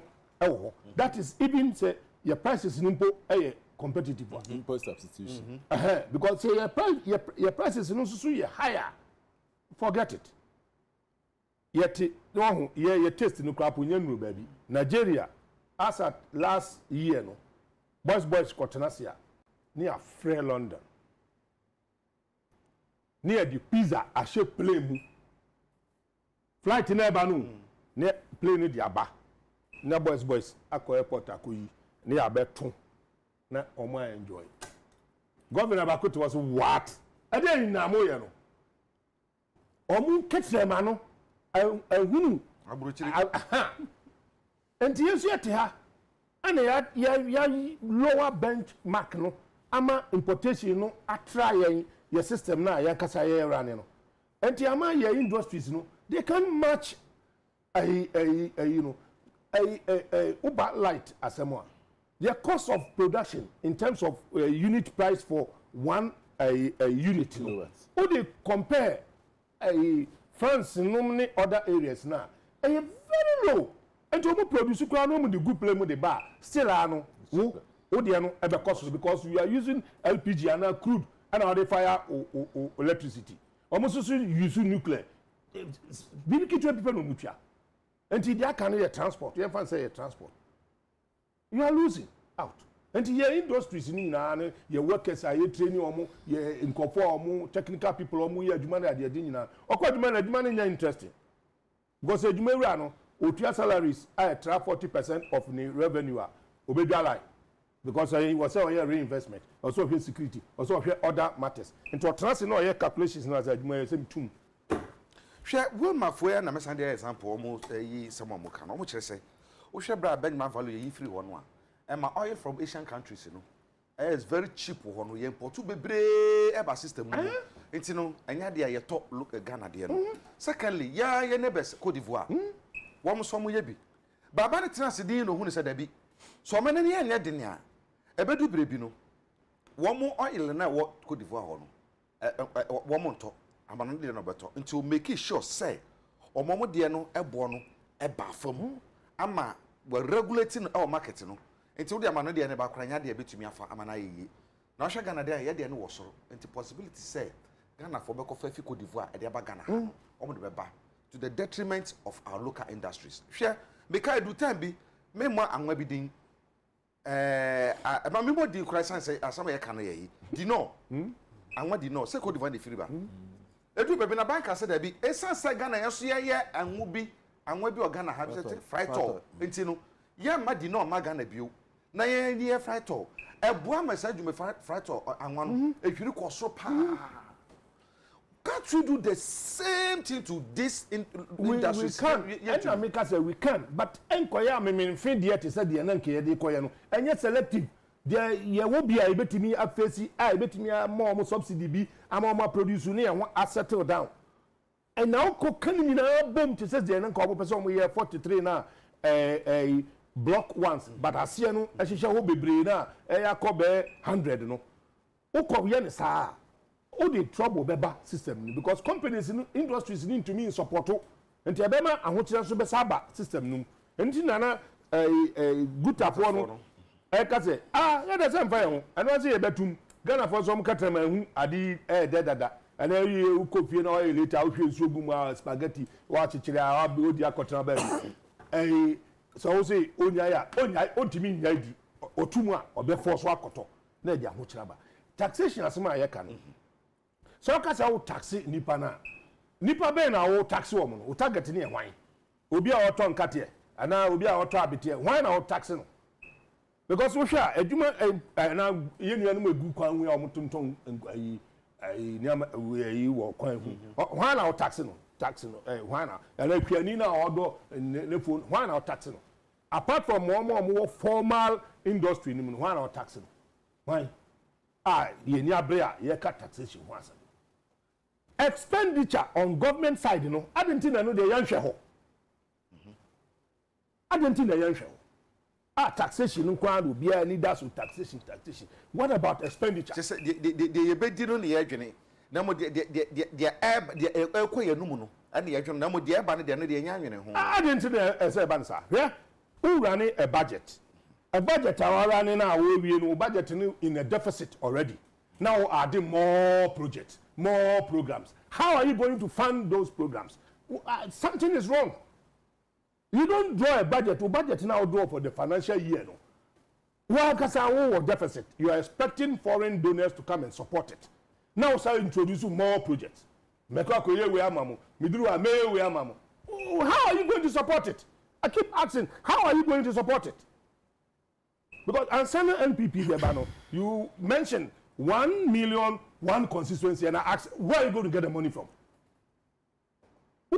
Because we draw a budget now. We are a free bear 72, and you're starting running a deficit budget. So, where are you going to get the money from? I don't get it. You don't add more projects when you are running a surplus budget, a deficit budget.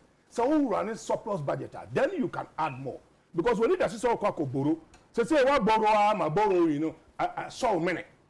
Now you are angry or I say you are coming to ask. Say you know, also me lodu me wallet, or me phone so compulsory, you know, also just can be free ho.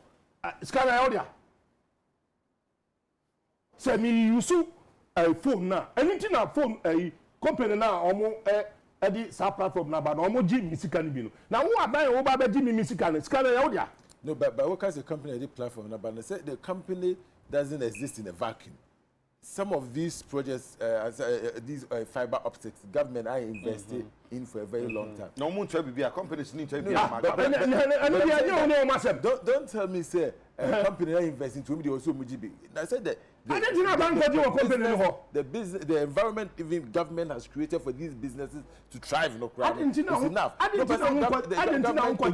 One say baby, I can't find some companies here are Kenyan. I bind the back up a yetigo. Nansan yakoji. They are carrying a amon idea. Say, sometimes me talk not me who they been here because yes, a one fiber optic idea to her. A day be because me one and now there. ODS are 3 internet. ODS are 3. Me one now there. Outside idea. And to say three. Outside I know. But man or team no. See, imagine say with security. Who pays for the security? Those who protect us. It is a way of finding an alcohol your background. You can't tell them, oh, Nadia Benti, you are the only person who can enjoy the benefit. No. You live in a country where we pay security to protect all Ujina so kase because I some infrastructure bi baby no. Sa infrastructure na aban ale no kra no. fiber optic yellow cables ni na no telcos no they pay part of it and yeah go sa bank one lay. But what I'm driving at is say telcos no na Jimmy Scar I don't have a problem. But I'm just say me sika da me wallet so now say wo so pay bia anye dey scan e odia. This is the question I'm asking. Scan some media business and look at media business you need to wait for me to make my profit before you tax me. I just I'm say yeah call outside. No, the tax no, exactly.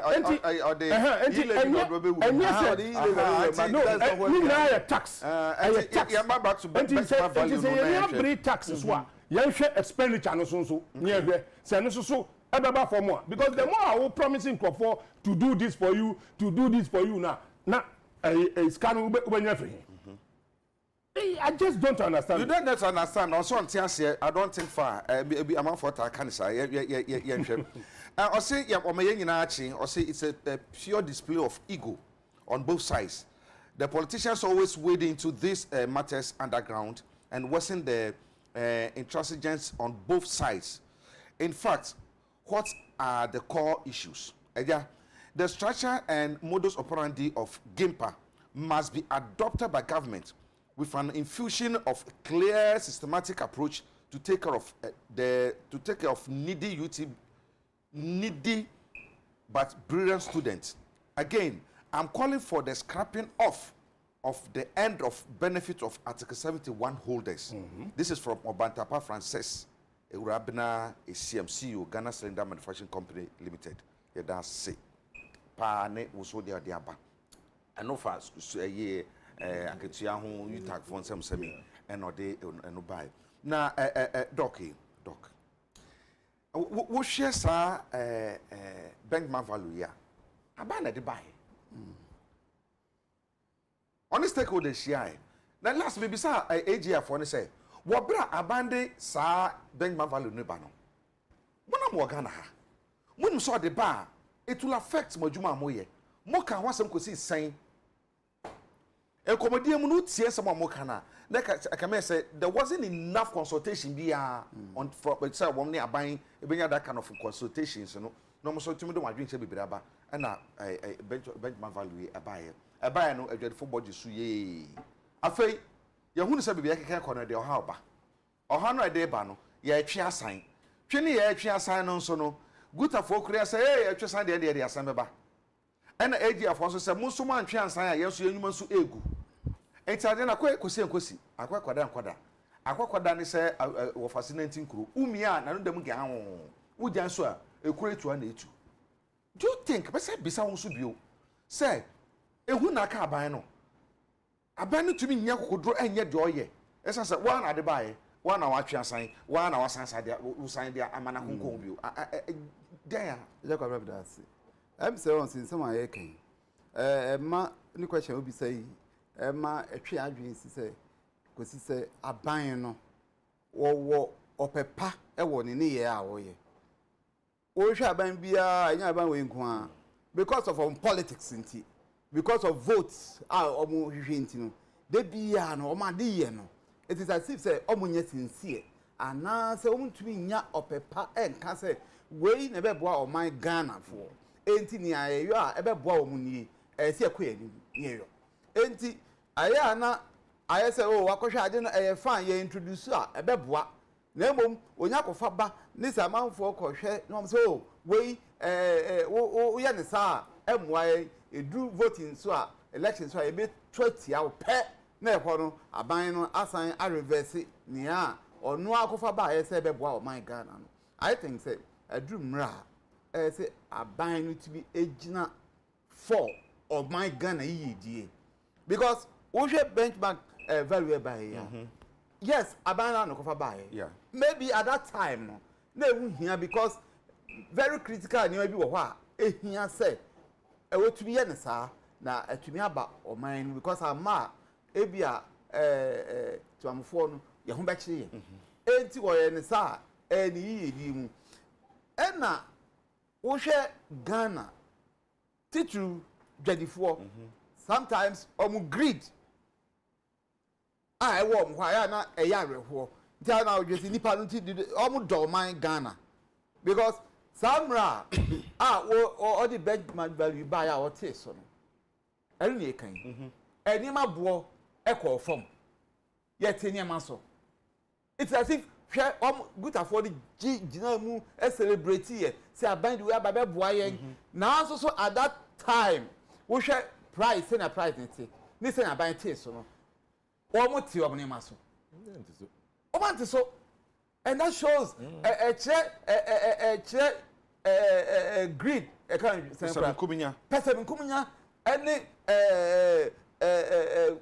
wickedness e woni pamu because say omani ye die mu nti ene ete so a na mo so ma peneso say yes e be boa yen ni ate so adenti ene won te so e ma engineer ka say president na say kura ban yes o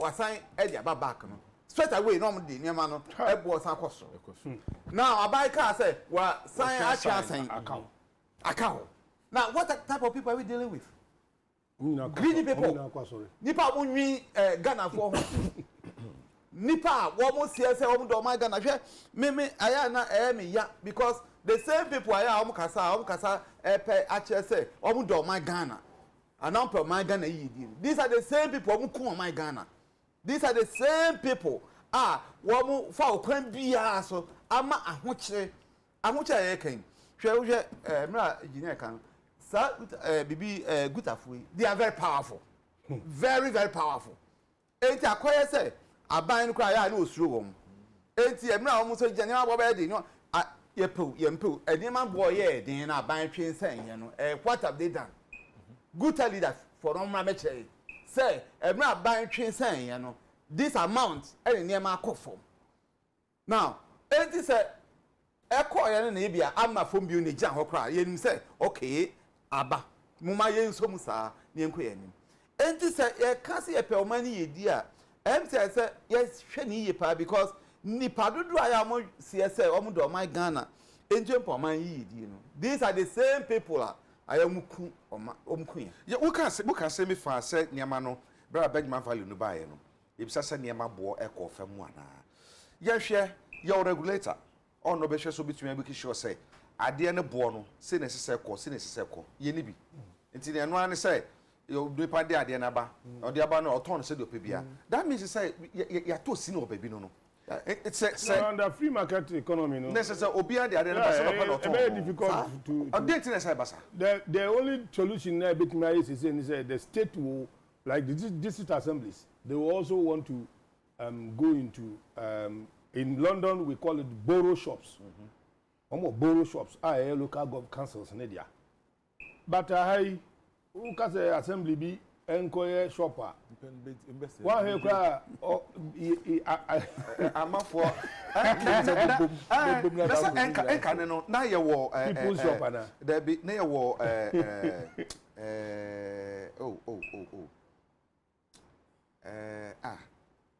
food distribution corporation. Okay. Okay, something like that. No, na abande ya. Nto kwa enuane ba yire emo ebro. Say na mani nyina wo food distribution corporation ho. Anto kwa obekorom wo stores and the free market economy difficult to practice those things. To be regulating or can be so money to be money. That problem say ye system e wo mu ni corruption awure nipa mu ha no ko yes akra ye begun ama any say so man na say adwenbone chese adwenbone wo man mu ekese enti election say to me yan say man na say enti no you to me sise mra you to me nya bibi man nya say ka tax de be boaye but tax no so eno na won say ebna yin kan say o say say obi anka o man bi enti bi nkokan ebna tax no system enye effective ana won ti bi nka say o man betimi yi emra ebinum tua tax na ebinum so de omuntia enti no nka no kwasem se okwa be fa so a ebe mo bia tua bi no eyade anka ebe bo my Ghana no so even as ya anka san individuals no bo abe bo any say nka wo nipa na otua tax kra wo benya ni je bi e wo ho se me so me kan ho bi me contribution ka ho e na ma o man no ekokan enti se ni our tax no your contribution say esuase den kra wo betimi do say so bo say yes me so me tax ka ho e na o man no enti say bia obi yentimi fadum rasa tax network no de me face de me no me ni sa for nya adwene say okwan bia be fa so a obi abetimi etia tax ama o man na nya sika kudu a yebetimi asisi o man no si o man be pa bia etimi ye bi na eno na me kan sa benchmark value bai nka okwan bi so no nka eye pa but aban so nya opepa anka se enyina ho well based on ebia items unity we say yan twinsen no so good afo eni agi o I mean, I can so many JG, you know, or man so. At the same time, we shall buy the policy on buy, say, opposition industry, district.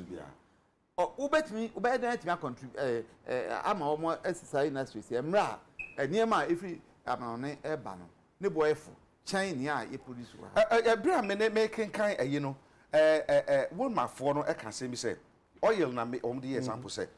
Cote d'Ivoire who said there be adia no and share the hababa. It's in a banning regulating prices of oil no I war markets. Send be ya obi dear and your foot no be so and cosro. Ain't you know a year pepe. And a year the end dear a wasro. Regulation being was answered do the firm on neighbor and said the Oka free market you know. I'm an Indian air phone, but a big system say who ain't in an Ayash Cote d'Ivoire industry now or no young one.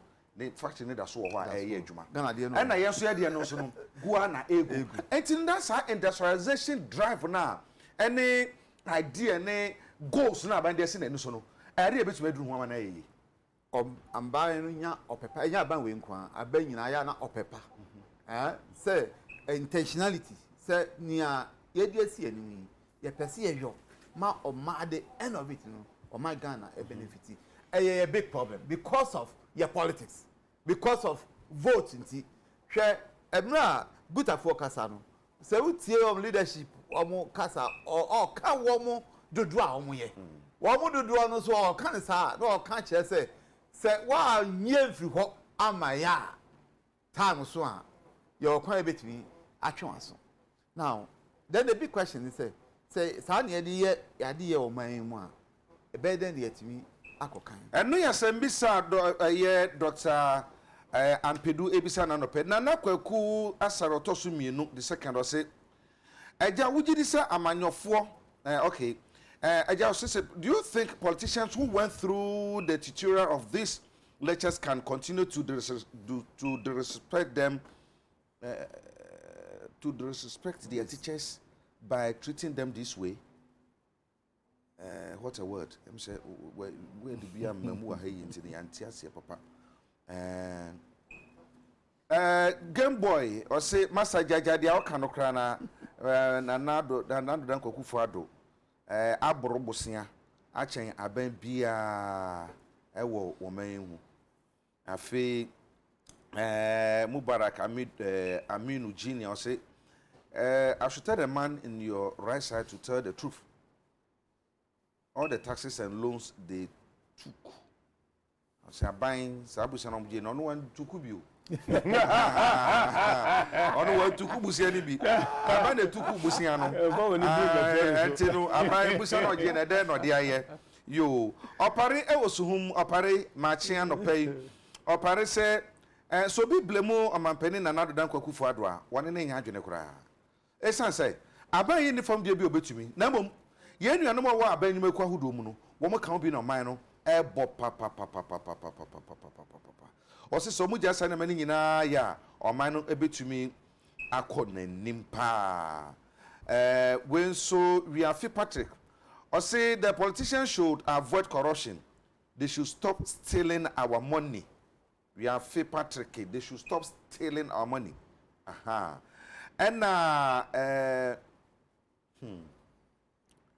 okay, but the be a you do. Common yedi, or you Enoch Victor, or say the country money is lost again. Or many say shit. Newton GH, or say Mr. John Darko, are you wearing made in Ghana goods? No. Also, no, the can't say no one share. no Victor say asem o wan hye nti na esu ko ba obehye bi na say bi obehye bi pa na Quarantine or say give the money you give to food soldiers and party faithful to venture into agriculture. Farmers should not be taking bank loans, but a conscientious effort should be made. Effort to give interest-free loans, or conscious efforts to give free loans or interest-free loans to farmers. Ghana ha. Bra. Do ko before. Yes, you can be. Kuma Tomat, or say, God bless you. May bless you also. Priscilla Bedu, or say government should also support small-scale businesses and stop cripping them when they start to compete with them. Stop. Maybe I then say stop on support small-scale businesses. You know, and we are saying papa. Knock Victor say okay talk true me that say and we so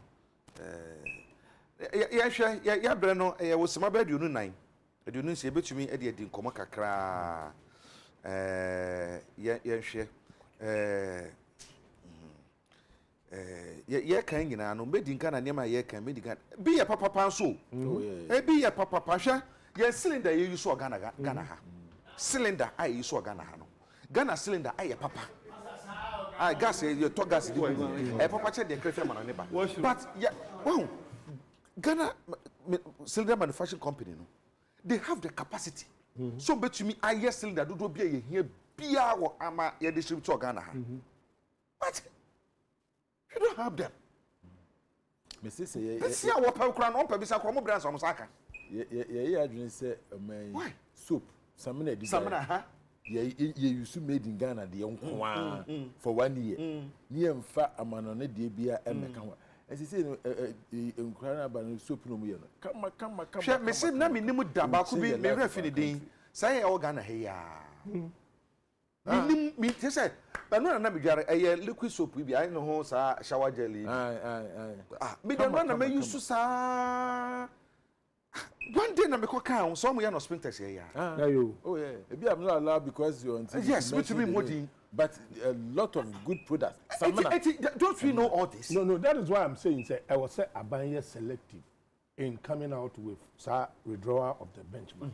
Also omu koye studies. Ehwe nyama available wa any market no no ye kakra no. Then you take that one off. But what can you now boom kakakasa ati say the ekoyena ebi wo wa you free wa the gap beba so on say na den city no enti omutumu a na ka local one no say the pe local one ye wo ho em che say ye wo gimpa professor there I say hey mo bedi emu local rice and one no say na won dey wo aba anu asu ne dey obi aso process me say nkuto na mesra nkuto o skip na la samna and I make say ye ka say samna ni nku ye maybe that's the you soon kuto any nku e would me kai so sa na e wo nku be fa ne nku cream yes e made in Ghana e hwen papa your father be fa Saturday night wo beto o wa Saturday night yeah say edu nyume na so ba no pa obi sra me ka me mama sra say o twam say abalanda me so o twam akon papa be say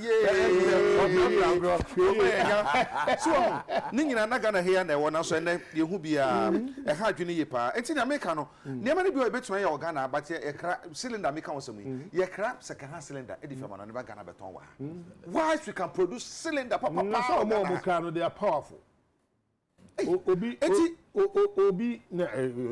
let's be serious we are not regulating political funding of political parties and how do you jump into baby I because it's me good for ya kan bom na ya wo mo mo ko gina ho wi a abi na obekire my friend hweye my friend hweye de ayasampa because you powerful because obi mo pa nipa ba kutimi etwen ba no wo ko ka kire na nkokọ wings yi ni adade wo hwe ni yi pa wo ba bi a wo yem be hwehwe na wo ko ka kire ni say support for local party okay wo bete anti that say ya na eku ye ho na so bia nim say ya na eku ye ho okay ana obi na kuye ene yebewu na so yenwu yebewu so yenwu enti messages ni bi wa mama hwera me kenka kakra afi yemfa de twato no krabra Margaret Kwam or say the fact that we should pay tax doesn't mean that when one transfer his or her money which has already been taxed into his phone and want to pay someone from that money, it should be taxed again as an double taxation. You live in some knocking. You live in so. Say all course or boy in or London. This is all course or boy in him. Okay. OPK go so Osenanadro and his MPP government has performed far better than Mahama and NDC. So NDC never again. Hey OPK we dey poor empower. Etaba pa mame kan pa OPK go so Yeah, but sorry. Now Alan Crawford na ejigay. Alan Crawford kire say wo hwe MPP ama yoko no hye mu a omu mie nomination say obi betumi abefa 2 franca edema party na so party no campaign koso baby ya ama obi anim so mokoso na sa wo ya Alan ni na sa wo command wo bie wa no kasa kakra bi pe na suspend o bono mantemu Almighty fi mantemu Asante mantemu ama mo press conference kra ewo Asante mantemu mampani abede eche Dr. Bamian Crawford kasa dia na ayedi na aye yiyimu ana mchese saade na ekono enkoyi engineer de ekoyi bedem bisase ye kukuru mponi ne ebesoa omo hyase so mo ye but said their concerns and start to raise from north ebisi wo north Ashanti region wo maka bon wo maka saade ka koyi nyina no wo hunu ni say ebetum do how be abre NPP as a political party. Of course, the how beba, but the issue at stake is it is too early. At almost at like a president elsewhere a call officer and who say skirmishes no are started. Umpire Dimusa ma omo be ma warning say wa opese who pick no resign. Omina ya mo ete say the yeka no enya no kure. Meanwhile underground no obi eye afede baby atra no ebi ni maba public signboards APP press releases no me ade I think say it is too early omo tum lika in term do but politically no sometimes no so ye mo kon in term na mo prepare mo hun term mo bit ma patch in term and san ya elections men ka say prepare say sikan but say the attempt na ade no ye hitia na eye ntem na mu wia then you patch na mo dey call elections na mo twen ma ne koduru ba bia aye hot na ye ntumi ampache a na we na ba apati say mo na musu betimi aye okay mo nko na ya aka no yete won ye hwem nti ye bo hwese no na okwawe a se wo so ubetimi nkrafo omo wa yibi abaye amadu abaye isa ne je omo hu say wo ya ye wagadre because you say na adina ko say the state no and government no ya switch to Dr. Bawumia. That is how the Alan Crawford no ehunu. I don't know whether they have some justification in saying that maybe he said or carrying hono akwa say nyama bi e kire sa but me who baby I bibisa koso enti ya allow ma omunyina hu say democracy na ye no NPP has been in the system for a very long time. Mikai Professor Eduba Hintan Dr. Safodu koka say old cassava no nyade at that time no anu pokra na afi ne chichiri no exactly enti say you know mama mo hunu say ade aye kwako twitwa blows no na ade because say you know ye ya gidin the choir parliament you know e ball you know na esakoye you know me share social media say omusu an parliament ene omo de akọ Cameroon. Miss no one to me say we. Enti ya hwe na omo so de na nkoduru sa level no. Owura Anchamate ka sen bi. O say it's time for ono so de mireni of course say amafo sacrifice na no. And no statement ono so de because na na eba no say ye nim ne fritete. Ono so de wini ye. Enti ono so account ne de. Also betimi account wo de. Oh say slogans no na de no. It's allowed. But o kan de we na ukoko yi na no te say ne papa yi Dr. Bawo na kwese count there I didn't know ko yi na no. Now we are creating some sort of condition bi wa ebema party paying for na bre in managing it. Omo ye ni ye na say aginsemu a omo to come together no a burden. So omo ahwe ni ye na aginsemu a because say na me can earlier mo start yen sa na mo wie ntem a you can come around and you know you change internally me and pra wa ye na ye ko anim but omo yen sa no na ye big na ye won every blips na quarrels na fe kodru conflict na fe aginsem I started to say na no they should manage it e ma nipa ni hu say the state no ya support nipa baako e ban say the problems beba me da say doc ye mame ye hwe utie press conference a wo mo a e wo Kumasi Central region ye no a o mo sisu dua pi e kan say se o mkrofo ne bi kokasa kakra bi a na party no say ya sanction wo mo either suspended and as be crop say dismissal perceived nkrofo I say omo ye perceived Alan supporters no ene ye omo sa na so mampenya be de chire nkrofo de enya de a omo ka bibi kura na ye ye omo hwe nti aka me say enyimu ebinim so kire say eye Alan mreni esan say 2007 bro na mampenya nado ekuku gina ye no omo ka say mampenya nado abre party no so ni mreni nti no ontwema no ema no nko ena ono so otwema na ma ne koye a ono so ni mreni nti enya no so ontwe na wono so wonko ena anu yi a owura gidio boako adima yi no party no boa no wakwan bi so enfo oye ne mre party no wo sabre e omu ya na yo mini amidase na sana mekoso no ye sha se na make say da na do ase e wo project bi a ye na obrema na me crofo asan no message say o mbeso mu hu adokro nya me adom ye astrate fa ye e wo breman nya me adom e ma e ho e kama so am constituency ye fe pant mini on ma mpeso mu hu project kro no astrate fa nya me adom ye de aba breman e wo so am constituency now mami enka issue ya wo de abai na nsem ho me ne party panyin ba ko pa edi nkita ho no kan sem bi a me so me kan afidi so en hadwen o ka se die si o MPP mu no akoye se nifrafo ene lepes a wo mu ekoko ntokwa na nifrafo no o mu koye no o mu twa se nkofu beba no o mu kotena kube ase to o mu ti kube na ase a na kube bi etie de fie na be bo ni frani no pai ti bono bi se nkofu na ba no mo asase we to do twede a se ni nua ni frani na be no na abono no so atu bi abono na abono ni frafo rafo mo atwa mo mo ku na lepes no so bo mu hu wo mu gina twa mu se ei obu ko bu do wo pre promo no se ei na wo mu tire ni mponie do to kwana kasa dia asama ba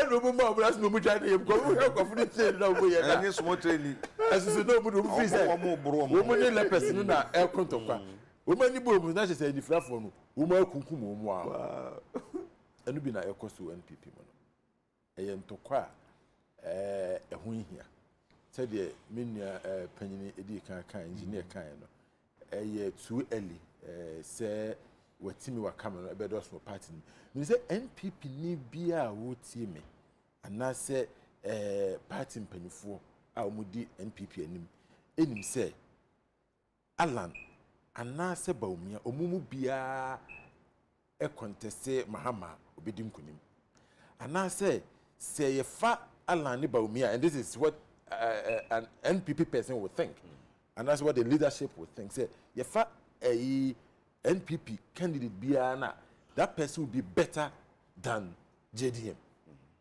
And it is a Alan, say a year Dr. Baumia. NPP ni bien him say obey better than JDM. And I said you are John Mahama NDC for them. So with that mindset, I didn't know say you try a second. I didn't know say you pray on fact. Jumedi no krano, and I say election akrano. The actual election is sometime in December 2024. The primaries, we are not sure, sometime maybe next year. It's the other thing you try a second. Bra, say Alano, Baumio, the only way you can successfully campaign and win election is when this government has performed creditably.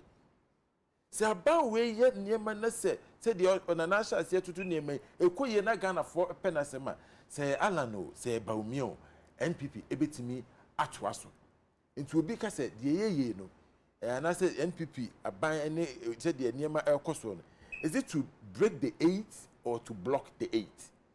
Ya the wetimi wakame now it's not going to be break the 8 anymore, but we are going to block the 8. Now, would say a woman here, Alan Crawford, is it not a legitimate concern? Say no more raise say Oshia, they are almost bold about Bontiabeka. Almost example because Abraham and Penny, I bet the Chirikra conference here, Koso Kumasi, or no Hono, more the MPs, no, could deal and name by just to ensure, say, or Mamma and Pebby, the Chiri, I just found so near for Chimas about sleeping for because I say, yes, I net here. Now, normally, no more program be as a pen, my penny, and I bet the Chiri bar. San or me. And you know, I don't know, I quite quiet bibia, on way kind of work, and now Alan Crawford and Yaku could drive back and say, no more. I mean, you see, it's a legitimate concern. Party, no, it will rules. Party, no rules, you know. I say, me, be a any campaign, mo be a projected one candidate over the other because a man, General Secretary, at the rules and regulations, even before the Congress in December. What it is, they say. Majority said the top hierarchy of the party. We need to be very fair. Say Dr. Alan Crawford ya ade na now punishing. Say Dr. Baumiansu nipa ya ade na also punishes the background. Because you see that is why we talk about level playing field. Say if the field is leveled, that's the engineer ball. Na say Oshemia Matthias here. Na say field na say ya.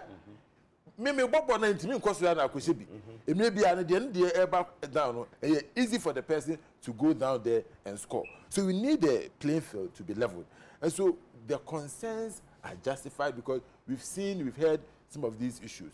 Mijidi said the top hierarchy of the party will have to sit down and ensure say there is that level playing field. Na me no can sempa ehia pa say ya ma sa no anya adwuma.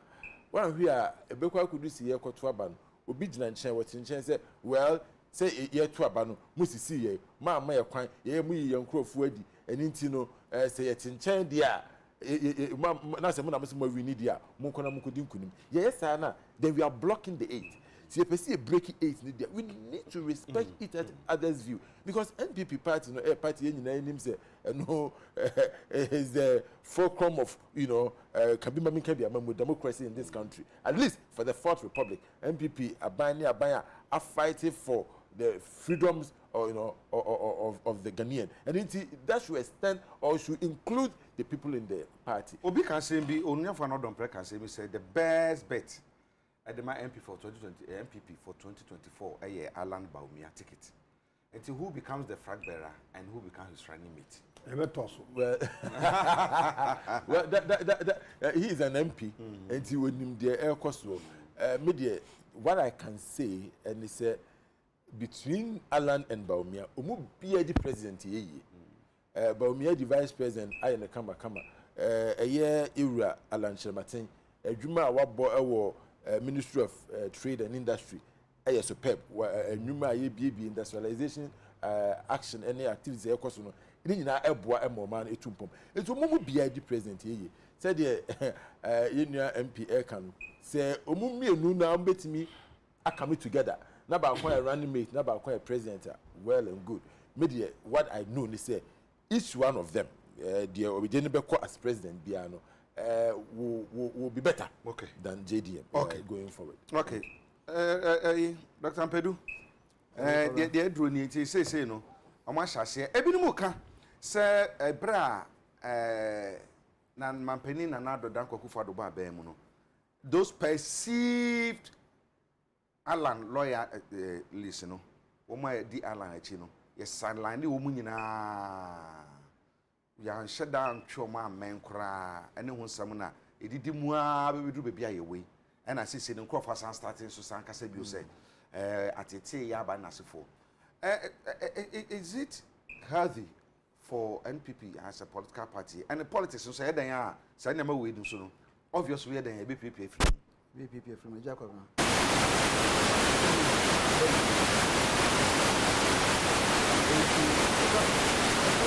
patronage agent nipa when you are working with nipa say wadi nyina wo hwe ni ye nemom say wo de nyaatwon ewura mo political activities are mo ye na eno na asi wo mo ne ewo parliament no ni asi parliament no I think it's one listener say MPP omusua pa because I no che say nia ede enimu a ye hwe 2024 no ye ntumi amanage ni yi ni an kan yi ni an hwe ni yi a anything can happen nti all that experience say the fact we work government man as aban mu no doesn't mean say idea nyina bedi aboa wo saa nso ena nipa no a wo ma party ni ye party no say mo an hwe wo yi na wa ma no kredie ne perepere ye amma o ade ye mu na ebi mu sati du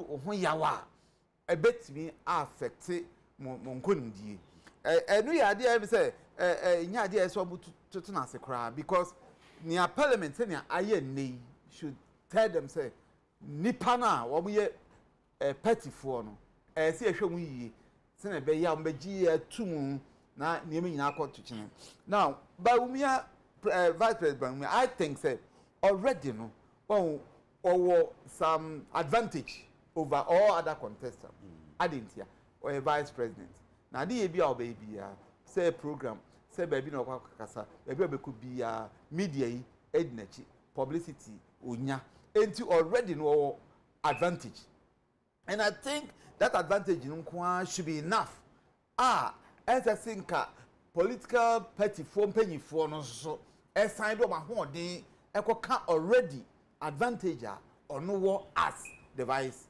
president until we share Alan foi eka now but omo hu say nya atwumubi mpanyifo ye leaders na say omo na ehwe neutrality say pepere ye bibia ekoso obia di line obia say nya moa wo hwe instruction the buy say time no so you enti enya ma kwan and say political activity bia campaign obia ye omo na kan omo asem the Kwabena saying and sa nkofo ye abi etumi make pronouncements bia eche say omo back bawumia ba nsa na anye fair be feel say ye sincere wo ya de ye mu nipa ho so adwuma ene ye yo si de bia ye hwe ni yi because nipa ne ma party political party is a nipa no mo anhwe o ma de ye yi na o mko hwe say mo nya fair to a group alanfo no enye nipa ketu abi o mo so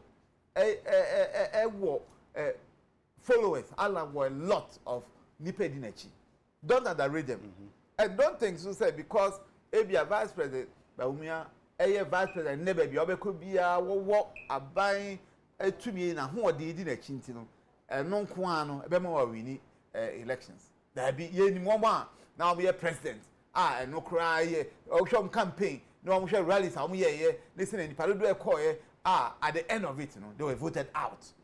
That should teach you say as I say ye hwe ya de ye yi pa na mestre pa the leadership of the party say nia o maka e dia toto ho ama party no na de ye no omo subsequent elections so me omo hwe say obia regardless of nipa no obia be follow no be di so pepepepe na nkom ba say e binumu edi mpanyifo na leaders no ho ya wo hwe alanfo ya omo kan je say say ba mi anko for kasa no o kan say den kra omo kasa ho but Alan for no kasa pe ne say party discipline. Now yes sir, what are you telling Alan for? And don't forget Alan for and come on, there's no way MPP bet you need power. You need all of them. Okay. Me in fact it will be one who say party in some as soon the populace vote no so we have vice president now yehu now we delegates na kwa take a decision and target no delegate and their own number and now all share from 2016 and 2020 the mama rate number unyaye any senior MPC SEA or a huge figure to battle with. And they have to be careful with what they are doing. Oma nhweni ya sene mekayo omuhuni ye Medase Haile Selassie or say patriotic voices go so say if NDC party wants to come to power again, then they should wait for another 24 years because Ghanaians has developed a strong taste for MPP government to lead the country again in 2024.